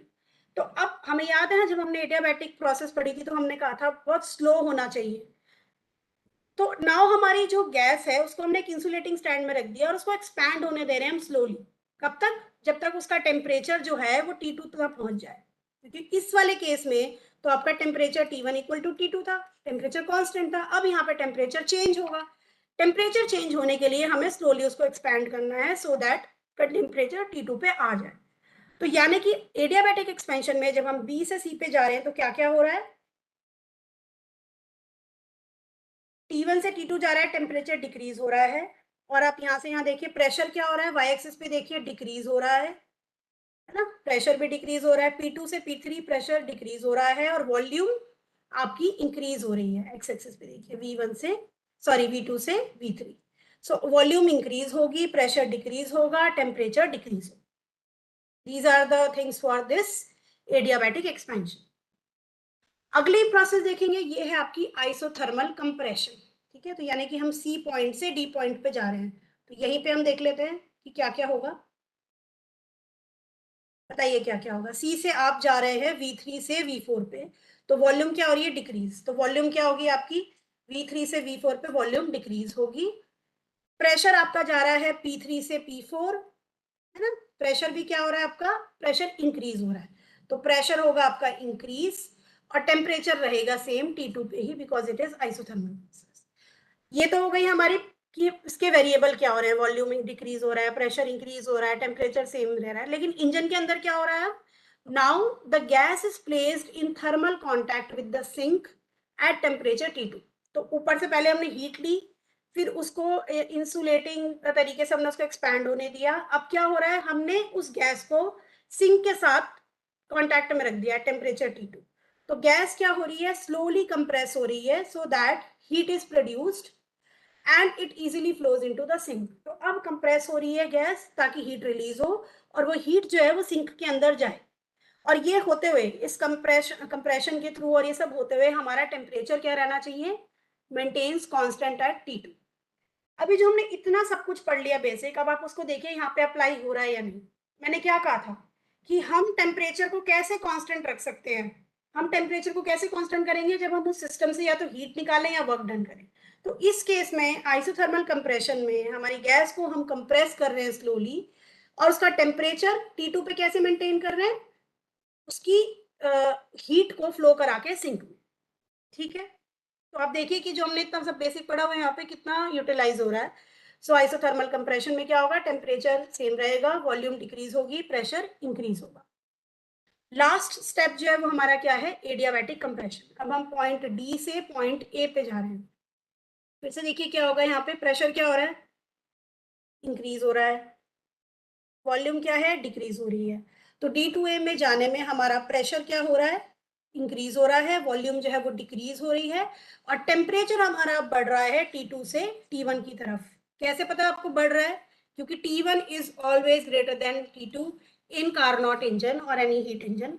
सो इसलिए T2 से T1 पे जा रहा है तो हमारा टेम्परेचर क्या हो रहा है? इंक्रीज हो रहा है। तो इसका मतलब हमने क्या किया? इंजन के अंदर गैस को फिर से हमने किस में रख दिया है? एक इंसुलेटिंग स्टैंड में रख दिया है। अब हम गैस को कंप्रेस कर रहे हैं slowly till it returns to its initial state P1 and B1। क्योंकि ये एक रिवर्सिबल साइकिल है, एक आइडियल रिवर्सिबल इंजन है, तो जो अब हमारे फाइनल पैरामीटर्स थे उनको वापस भी तो आना है अपनी इनिशियल स्टेट पे, दैट इज P1 V1 पे। तो उसको लाने के लिए हम फर्दर उसको कंप्रेस कर रहे हैं स्लोली, जिसके लिए हम उसका टेम्परेचर को बढ़ा रहे हैं, वॉल्यूम को डिक्रीज कर रहे हैं, प्रेशर को इंक्रीज कर रहे हैं। सो ये चारों cycle are the steps for any Carnot cycle. अगर हम कार्नोट इंजन की एफिशिएंसी की बात करें तो एफिशिएंसी किसी भी चीज की एफिशिएंसी हम कैसे देखते हैं कि उसका आउटपुट कितना आया और इनपुट कितना दिया। मतलब हमने कितनी मेहनत करी और एग्जाम में कितने रिजल्ट आया, वो हमारी एफिशिएंसी बताए। तो हमारा आउटपुट क्या है इस केस में? Work done. और इनपुट क्या था हमारा? एनर्जी या heat which was taken from the source. तो हमारा इनपुट था जो हमने सोर्स से शुरू में एनर्जी या हीट ली थी, वो कितनी थी? Q1। और वर्क डन क्या होगा आपका? Q2 हमारी हीट थी जितनी हमने सिंक को रिजेक्ट करी थी। ठीक है, तो Q1 हमने लिया और Q2 हमने आउट किया, तो वर्क डन कितना हुआ? Q1 minus Q2। तो ये हमारा एफिशिएंसी का फॉर्मूला देता है eta is equals to 1 minus Q2 by Q1। This is the efficiency of Carnot engine. अब इसके बाद जो हमने 4 प्रोसेसेस पढ़ी, इन चारों प्रोसेसेस में हम वर्क डन निकालते हैं। अब ये हमें यहाँ पे दोबारा करने की इसलिए जरूरत नहीं है क्योंकि हमने पहले ही देख लिया था कि कैसे हम आइसोथर्मल प्रोसेस में वर्क डन करते हैं और कैसे हम एडियाबैटिक प्रोसेस में वर्क डन निकालते हैं। तो ये वो सेम बात यहाँ पे रिपीट हो रही है, step by step her cycle पे आप देखो, आइसोथर्मल एक्सपेंशन में फिर एडियाबैटिक में वही सेम वर्क डन निकाला है डेल डब्ल्यू करके, यहाँ पे आपने पीडीवी पुट कर दिया। लिमिट आपकी साइकिल के अनुसार चलेगी, जैसे कि आइसोथर्मल एक्सपेंशन में ए टू बी में V1 से V2 थी, फिर आप आइडियल गैस इक्वेशन लगा दो। इस तरीके से आप वर्क डन निकालोगे चारों साइकिल का। ये हमें रिपीट करने की जरूरत नहीं है क्योंकि ये हम कर चुके हैं अभी पहले। सो इस तरीके से एडियाबैटिक प्रोसेस के लिए ये वर्क डन आएगा, फिर आइसोथर्मल कंप्रेशन के लिए वर्क डन W3 आएगा, फिर एडियाबैटिक कंप्रेशन फाइनल के लिए ये आ जाएगा work done. Total work done क्या होगा हमारा, इन चारों वर्क डन को आप ऐड कर दोगे, ठीक है। उसके बाद हमें पता है इस इक्वेशन का एडियाबैटिक प्रोसेस के लिए ये होता है, ये वैल्यूज आप पुट कर दीजिए जहां पर भी ये चीज अप्लाई होती है एडियाबैटिक प्रोसेस वाले टर्म्स में। जब आप रीअरेंज करोगे सो आपको final work done of the Carnot engine मिलेगा RT1 log V2 by V1 and RT2 log V1 by V2।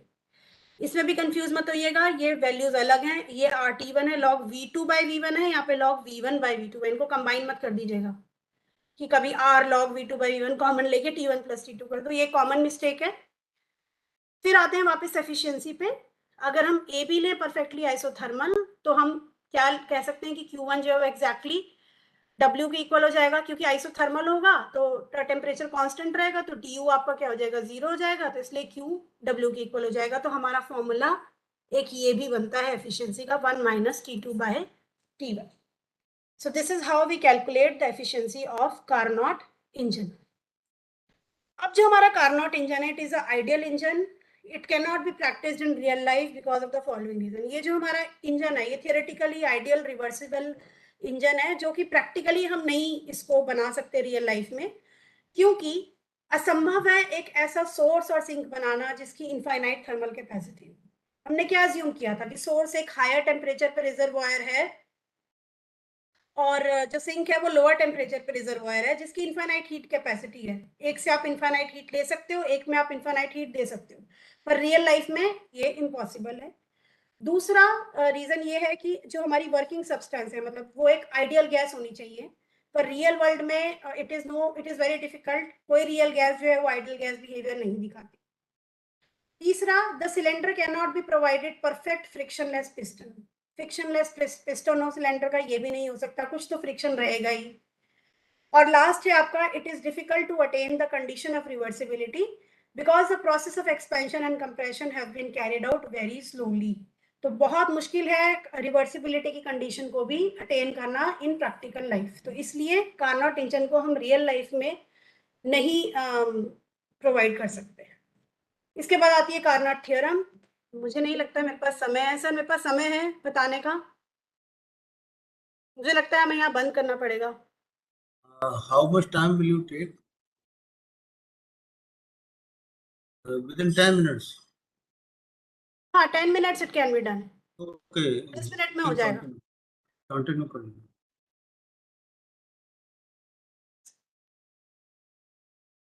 अब हम आते हैं अगली इंपॉर्टेंट चीज पे जो कि है कार्नोट थ्योरम।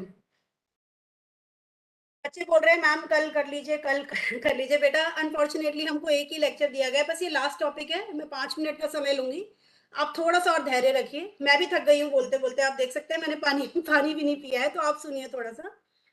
कार्नोट थ्योरम क्या कहता है? कार्नोट थ्योरम की बेसिकली 2 डेफिनेशन है। पहला क्या है, कोई भी engine, no engine working between 2 temperature can have efficiency greater than the Carnot engine working between the same 2 temperature। यानी कि अगर हम किसी भी इंजन को कार्नोट इंजन से कंपेयर करें तो कोई भी ऐसा इंजन नहीं हो सकता जिसकी एफिशिएंसी कार्नोट इंजन से ज्यादा हो, बशर्ते वो दोनों इंजन सेम टेम्परेचर पे काम कर रहे हैं। मतलब आपका कार्नोट इंजन भी T1 T2 के बीच में काम कर रहा है और जिस इंजन को आप कंपेयर कर रहे हैं वो भी T1 T2 के बीच में काम कर रहा है। तो इसका मतलब किसी भी इंजन की एफिशिएंसी कार्नोट इंजन की एफिशिएंसी से ज्यादा नहीं हो सकती अगर वो सेम 2 टेम्परेचर लिमिट के बीच में काम कर रहे हैं। दूसरी डेफिनेशन क्या है The efficiency of the Carnot engine is independent of the nature of the working substance. जो आपकी Carnot engine की efficiency है वो आपकी working substance की nature के independent है, उसके ऊपर depend नहीं करती. So पहला statement इस तरह से भी लिखा जाता है कि अगर एक रिवर्सिबल और एक irreversible engine same limit of temperature के बीच में काम कर रहे हैं, मान लीजिए सोर्स और सिंक का टेम्परेचर T1 और T2 ही है, रिवर्सिबल इंजन का भी और इरिवर्सिबल इंजन का भी, तो हमेशा रिवर्सिबल इंजन की एफिशिएंसी ज्यादा होगी as compare to irreversible engine. ठीक है, इसका अब एक प्रूफ है छोटा सा कि मान लीजिए आप एक इरिवर्सिबल इंजन ले लीजिए जो फॉरवर्ड डायरेक्शन में काम कर रहा है, Q1 हीट ले रहा है, सोर्स का टेम्परेचर T1 है, W वर्क कर रहा है और सिंक का टेम्परेचर T2 है. तो Q1 हीट लिया, W का काम किया, सो Q1 माइनस W आपका क्या हो गया, हीट जो सिंक में जाएगी, है ना, क्योंकि आपने Q1 हीट लिया सोर्स से और W आपने काम कर लिया, तो Q1 में से W अमाउंट तो हीट की कन्वर्ट ही हो गई वर्क में, तो कितना सिंक में जाएगी, Q1 माइनस W हीट. ठीक है, तो हमने क्या कंसिडर किया है, एक रिवर्सिबल इंजन कंसिडर किया है जो Q1 हीट ले रहा है टेम्परेचर T1 पे सोर्स के, और उसके बाद W वर्क कर रहा है और फिर Q1 minus W amount of heat को सिंक में डाल रहा है जो कि टेम्परेचर T2 पे है. सो उसकी एफिशिएंसी क्या होगी, W जो उसने वर्क किया आउटपुट डिवाइडेड बाय जो उसने इनपुट लिया था Q1. ठीक, अब हमने क्या किया, एक रिवर्सिबल इंजन कंसिडर किया जो फॉरवर्ड डायरेक्शन में है. ठीक है, सेम जो Q1 हीट ले रहा है सोर्स से T1, W काम कर रहा है और Q1 prime minus W heat को सिंक में दे रहा है. तो एक में आपने Q1 लिया था, यहाँ पे आप Q1 प्राइम कर लीजिए, तो इसकी एफिशिएंसी क्या होगी रिवर्सिबल इंजन की, eta prime is equals to W by Q1 prime. ठीक है, अब हम अज्यूम करते हैं उल्टा, हमें क्या प्रूव करना है, हमें प्रूव करना है रिवर्सिबल इंजन की एफिशिएंसी ज्यादा होती है एज कंपेयर टू इरिवर्सिबल. हम उल्टा लेते हैं, हम अज्यूम करते हैं कि इरिवर्सिबल इंजन की एफिशिएंसी ज्यादा है रिवर्सिबल से. तो आप क्या लिखेंगे एफिशिएंसी का, यहाँ जो हमने वैल्यू थी पुट कर दी, W by Q1 is greater than W by Q1 prime. तो जब आप इसको आगे फर्दर सॉल्व करेंगे तो क्या आएगा, Q1 prime is greater then Q1, जब W कैंसिल होगा तो इधर ले जाके आप क्या कर देंगे, Q1 prime minus Q1 is greater then 0. ठीक है, ये कंडीशन हो गई जब हमने दो इंजन को इंडिपेंडेंटली लिया और ये हुआ. अब हम क्या करते हैं, इन दोनों इंजन को कपल कर देते हैं, मतलब अब हम इन दोनों इंजन को कंबाइन कर देंगे. तो कैसे कंबाइन करेंगे कि जो रिवर्सिबल है वो फॉरवर्ड डायरेक्शन में काम कर रहा है और रिवर्सिबल बैकवर्ड डायरेक्शन में. तो हमने क्या किया, इन दोनों इंजन को कंबाइन कर दिया, एक को फॉरवर्ड डायरेक्शन में चलाया, एक को रिवर्सिबल डायरेक्शन में चलाया, और टेम्परेचर की लिमिट दोनों की सेम ही है, T1 और T2. ठीक है, अब क्या होगा, कितनी हीट सिंक से, कितनी हीट सोर्स से ली जाएगी, सिंक अलग लिखा है, सोर्स आएगा यहाँ पे. सो Q1 प्राइम, क्योंकि ये फॉरवर्ड डायरेक्शन में और ये बैकवर्ड, तो Q1 prime minus Q amount of heat ये टोटल कपल्ड इंजन ले रहा है सोर्स से. और सिंक में कितनी देगा, तो देखो सिंक में कितनी देगा, Q1 minus W minus Q1 prime, और ये प्लस हो जाएगा तो W कैंसिल हो जाएगा. तो कितना आएगा आपके पास आएगा कि आपने कितनी हीट सोर्स को दिया. अच्छा, इसमें हम उल्टा ही बोलेंगे, तो Q1 प्राइम माइनस Q1. तो अगर आप ये net heat from the sink जो है वो ये है, क्योंकि ये बैकवर्ड डायरेक्शन में काम कर रहा है, और गिवन टू द सोर्स ये है, तो नेट वर्क डन कितना हुआ, 0 ही हुआ, क्योंकि ये तो सेम अमाउंट ऑफ हीट ले रहा है, सेम अमाउंट ऑफ हीट दे रहा है, तो ये तो कभी भी हो ही नहीं सकता. So therefore this engine is violating Clausius statement which is the another statement for second law. तो ये सेकंड लॉ के स्टेटमेंट को ही वायलेट करता है. इसका मतलब जो हमारी असम्पशन थी कि इरिवर्सिबल इंजन की एफिशिएंसी ग्रेटर है रिवर्सिबल से, वो गलत है, और हमेशा रिवर्सिबल इंजन की एफिशिएंसी ज्यादा होगी इरिवर्सिबल से. तो हमने इसको उल्टे तरीका से अज्यूम करके प्रूव किया. हमने शुरू में क्या लिया, हमने इरिवर्सिबल इंजन लिया, ठीक है, जो फॉरवर्ड डायरेक्शन में काम कर रहा था. फिर हमने एक रिवर्सिबल इंजन लिया जो फॉरवर्ड डायरेक्शन में काम कर रहा था. उसके बाद इन दोनों इंजन्स को हमने सेम टेम्परेचर लिमिट्स में कपल कर दिया, such that your irreversible engine is working in the backward direction. तो उससे हमने क्या पाया कि जब हम ऐसे असम्पशन ले रहे थे तो हमारा जितना हम हीट ले रहे हैं और जितनी हम हीट दे रहे हैं वो बराबर हो गई, और वर्क डन क्या हो गया, 0. सो ऐसा तो असंभव है, ऐसा हो ही नहीं सकता. तो इसलिए हमारी ये असम्पशन भी रॉन्ग है. तो इसलिए हमेशा एफिशिएंसी ऑफ रिवर्सिबल इंजन ज्यादा होगी इरिवर्सिबल इंजन से. ठीक है, सो ये थी हमारी कार्नोट थ्योरम और ये थी कार्नोट इंजन. आई होप आप लोगों को समझ में आया होगा। कोई डाउट है तो बताइए।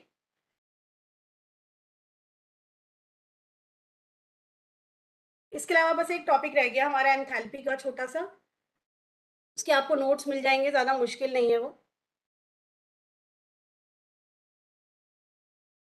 Thank you madam. Question our is going on. किसी स्टूडेंट का कोई सवाल हो तो आप कर सकते हैं। वैसे कुछ स्टूडेंट्स ने कुछ एक दो सवाल किए हैं मैडम, मैं आपको बता देता हूँ। एक स्टूडेंट ने पूछा है how human body is closed system. Close system क्या होता है? हमने क्या पढ़ा था क्लोज सिस्टम में? एक होता है ओपन, जिसमें आपका मैटर और हीट दोनों एक्सचेंज करते हैं ना, आप दोनों से सराउंडिंग के साथ इंटरेक्ट करते हैं। एक होता है आपका जिसमें आप किसी से भी, neither through matter neither through energy, किसी भी चीज से आप इंटरेक्ट नहीं करते सराउंडिंग में, वो आपका होता था आइसोलेटेड। तो आप खुद सोच के बताइए, आप ह्यूमन बॉडी है, आप कैसे इंटरेक्ट करते हैं सराउंडिंग से? मैटर के टर्म्स में कि सिर्फ एनर्जी के टर्म्स में कि दोनों के टर्म्स में? आप ये सोचिएगा तो आपको जवाब मिलेगा। So human body is system. हाँ जी। एक स्टूडेंट ने पूछा है अगर आइसोबारिक, आइसोकोरिक और एडियाबैटिक तीनों ग्राफ एक साथ दिया हो तो कैसे आइडेंटिफाई होगा? एक तो ग्राफ मैंने आपको दिखाया था सबसे पहले। ये तो बहुत ही आसान है। अगर आप पीवी डायग्राम पे देखेंगे तो मान लीजिए अगर आपकी line parallel to Y axis है ना, मतलब प्रेशर वो आपका वाई एक्सिस पे है और वॉल्यूम आपका एक्स एक्सिस पे है, तो जो भी curve parallel to Y axis होगा उसमें क्या है आपका, क्या चीज कांस्टेंट है बताइए? वॉल्यूम। तो वो क्या होगा? ये आइसोकोरिक। अगर आपका हॉरिजॉन्टल लाइन है मतलब पैरेलल टू एक्स एक्सिस, तो उसमें क्या हुआ? आपका वॉल्यूम चेंज हो रही है, प्रेशर कांस्टेंट, तो वो क्या हो गई? आइसोबारिक। तो आइसोबारिक और आइसोकोरिक तो सिंपल है। अब आपका आइसोथर्मल एडियाबैटिक में आप क्वेश्चन पढ़ के ध्यान से देखिएगा कि वो स्लोली हो रही है, सडनली हो रही है। अगर ऐसे वर्ड्स यूज हो तो उससे आप डिस्टिंग्विश कर पाएंगे, या लिखा हो कांस्टेंट टेम्परेचर या लिखा हो नो एक्सचेंज ऑफ हीट, तो उससे आप डिस्टिंग्विश कर पाएंगे कि वो आइसोथर्मल है या एडियाबैटिक।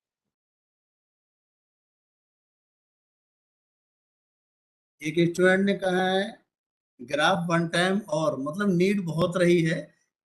मैडम ने काफी अच्छी तरीके से वेल एक्सप्लेन किया है, लेकिन स्पीड भी रही है। बच्चे चाह रहे थे कि आप थोड़ी देर और मिले। सर आप मीटिंग में हैं? सर सेशन बहुत कंप्लीट हो इजीली चुका बताया। अच्छा, है। आप बोले मैं देख सकती हूँ शायद चैट अब खुद। डॉक्टर आप यादव सर। बेटा बहुत ही लिमिटेड टाइम था। यदि मैं ये कॉलेज में पढ़ाती तो हमको ये पढ़ाने में कम से कम 1 महीना लगता है, इस पूरी यूनिट को पढ़ाने में। ये हमें 1.5 घंटे से भी नहीं, मुझे तो 1 ही घंटा मिला। तो मैंने अपनी पूरी कोशिश करी कि मैं आपको एटलीस्ट बेसिक, आपको कंसेप्चुअली आपको बता सकूं, क्योंकि डेरिवेशन तो इतनी जल्दी नहीं की जा सकती, हमने जल्दी जल्दी कर ली, पर वेरी कंसेप्चुअली मैंने कोशिश करी कि आपको आराम से ही पढ़ाया जाए। Doctor R P Yadav sir हमारे साथ हैं। संजीव, संजीव जी सर। आवाज आ रही है? आ रही है, आवाज आ रही है सर। अब थोड़ा वीडियो ऑफ रखूंगा क्योंकि सिग्नल बहुत कम है। ठीक है, कोई बात नहीं सर, कोई बात नहीं। आज का ये सेशन बच्चों के मतलब का, और इवन मैं तो ये कहूंगा यदि इसमें कुछ फैकल्टी वाले जुड़े हों उनके लिए भी बहुत ही फ्रूटफुल रहा है। बहुत लोग जुड़े हैं सर फैकल्टी वाले। हाँ, बहुत ही फ्रूटफुल रहा है। हमारा पूरा क्योंकि आईएपीटी RC4 है सर। डॉक्टर हाँ, देवेश त्यागी सर भी हैं प्रेसिडेंट। क्योंकि मैडम ने इतना सरल तरीके से सारी चीजें बताई हैं कि निश्चित रूप से बच्चों की समझ में बहुत अच्छी तरह से आई होंगी, और फैकल्टी का एक तरह से रिवीजन हो गया है। तो मैडम बधाई की पात्र है, मैं बधाई देता हूँ बहुत बहुत पूरी धन्यवाद सर। पूरे आईपीटी एसोसिएशन की तरफ से और ऑन बिहाफ ऑफ स्टूडेंट्स बहुत बहुत बधाई मैडम। एक पॉइंट बच्चों को मैं बताऊं, एंट्रोपी को बड़ा इजीली कैसे समझेंगे। मैडम ने तो साइंटिफिक और फिजिक्स की भाषा में बताई, जैसे एंट्रोपी का सीधा अर्थ होता है इनडिसिप्लिन का बढ़ना। इनडिसिप्लिन बढ़ने का मतलब ये है, यदि कोई सिस्टम है, मॉलिक्यूल्स हैं, उसे हम हीट एनर्जी दे दें, तो जब वो एनर्जी एब्जॉर्ब करेंगे तो उनका मोशन, उनकी वेलोसिटी बढ़ जाएगी, और जब वेलोसिटी बढ़ जाएगी तो वो इधर उधर मूव करने लगेंगे। तो हम इसे कहते हैं कि इस सिस्टम की एंट्रोपी बढ़ गई। और बच्चों, तुमने देखा होगा हर टीचर क्लास में जाकर के ये कहता है, हर टीचर, कि इससे पिछला वाला बैच बहुत अच्छा था, ये वाला बैच अच्छा नहीं है। जिस क्लास में पढ़ा रहा होता है वो उसे बताता है कि ये बैच अच्छा नहीं है, इस बैच के बच्चे बहुत उद्यम करते हैं। मीन्स क्या है इसका, कि पहला वाला बैच ज्यादा डिसिप्लिन में था, अब उतना डिसिप्लिन नहीं है। सीधे शब्दों में ये कहें हम कि पिछले साल के कंपैरिजन में इस साल क्लासरूम की या क्लास की एंट्रोपी बढ़ गई है।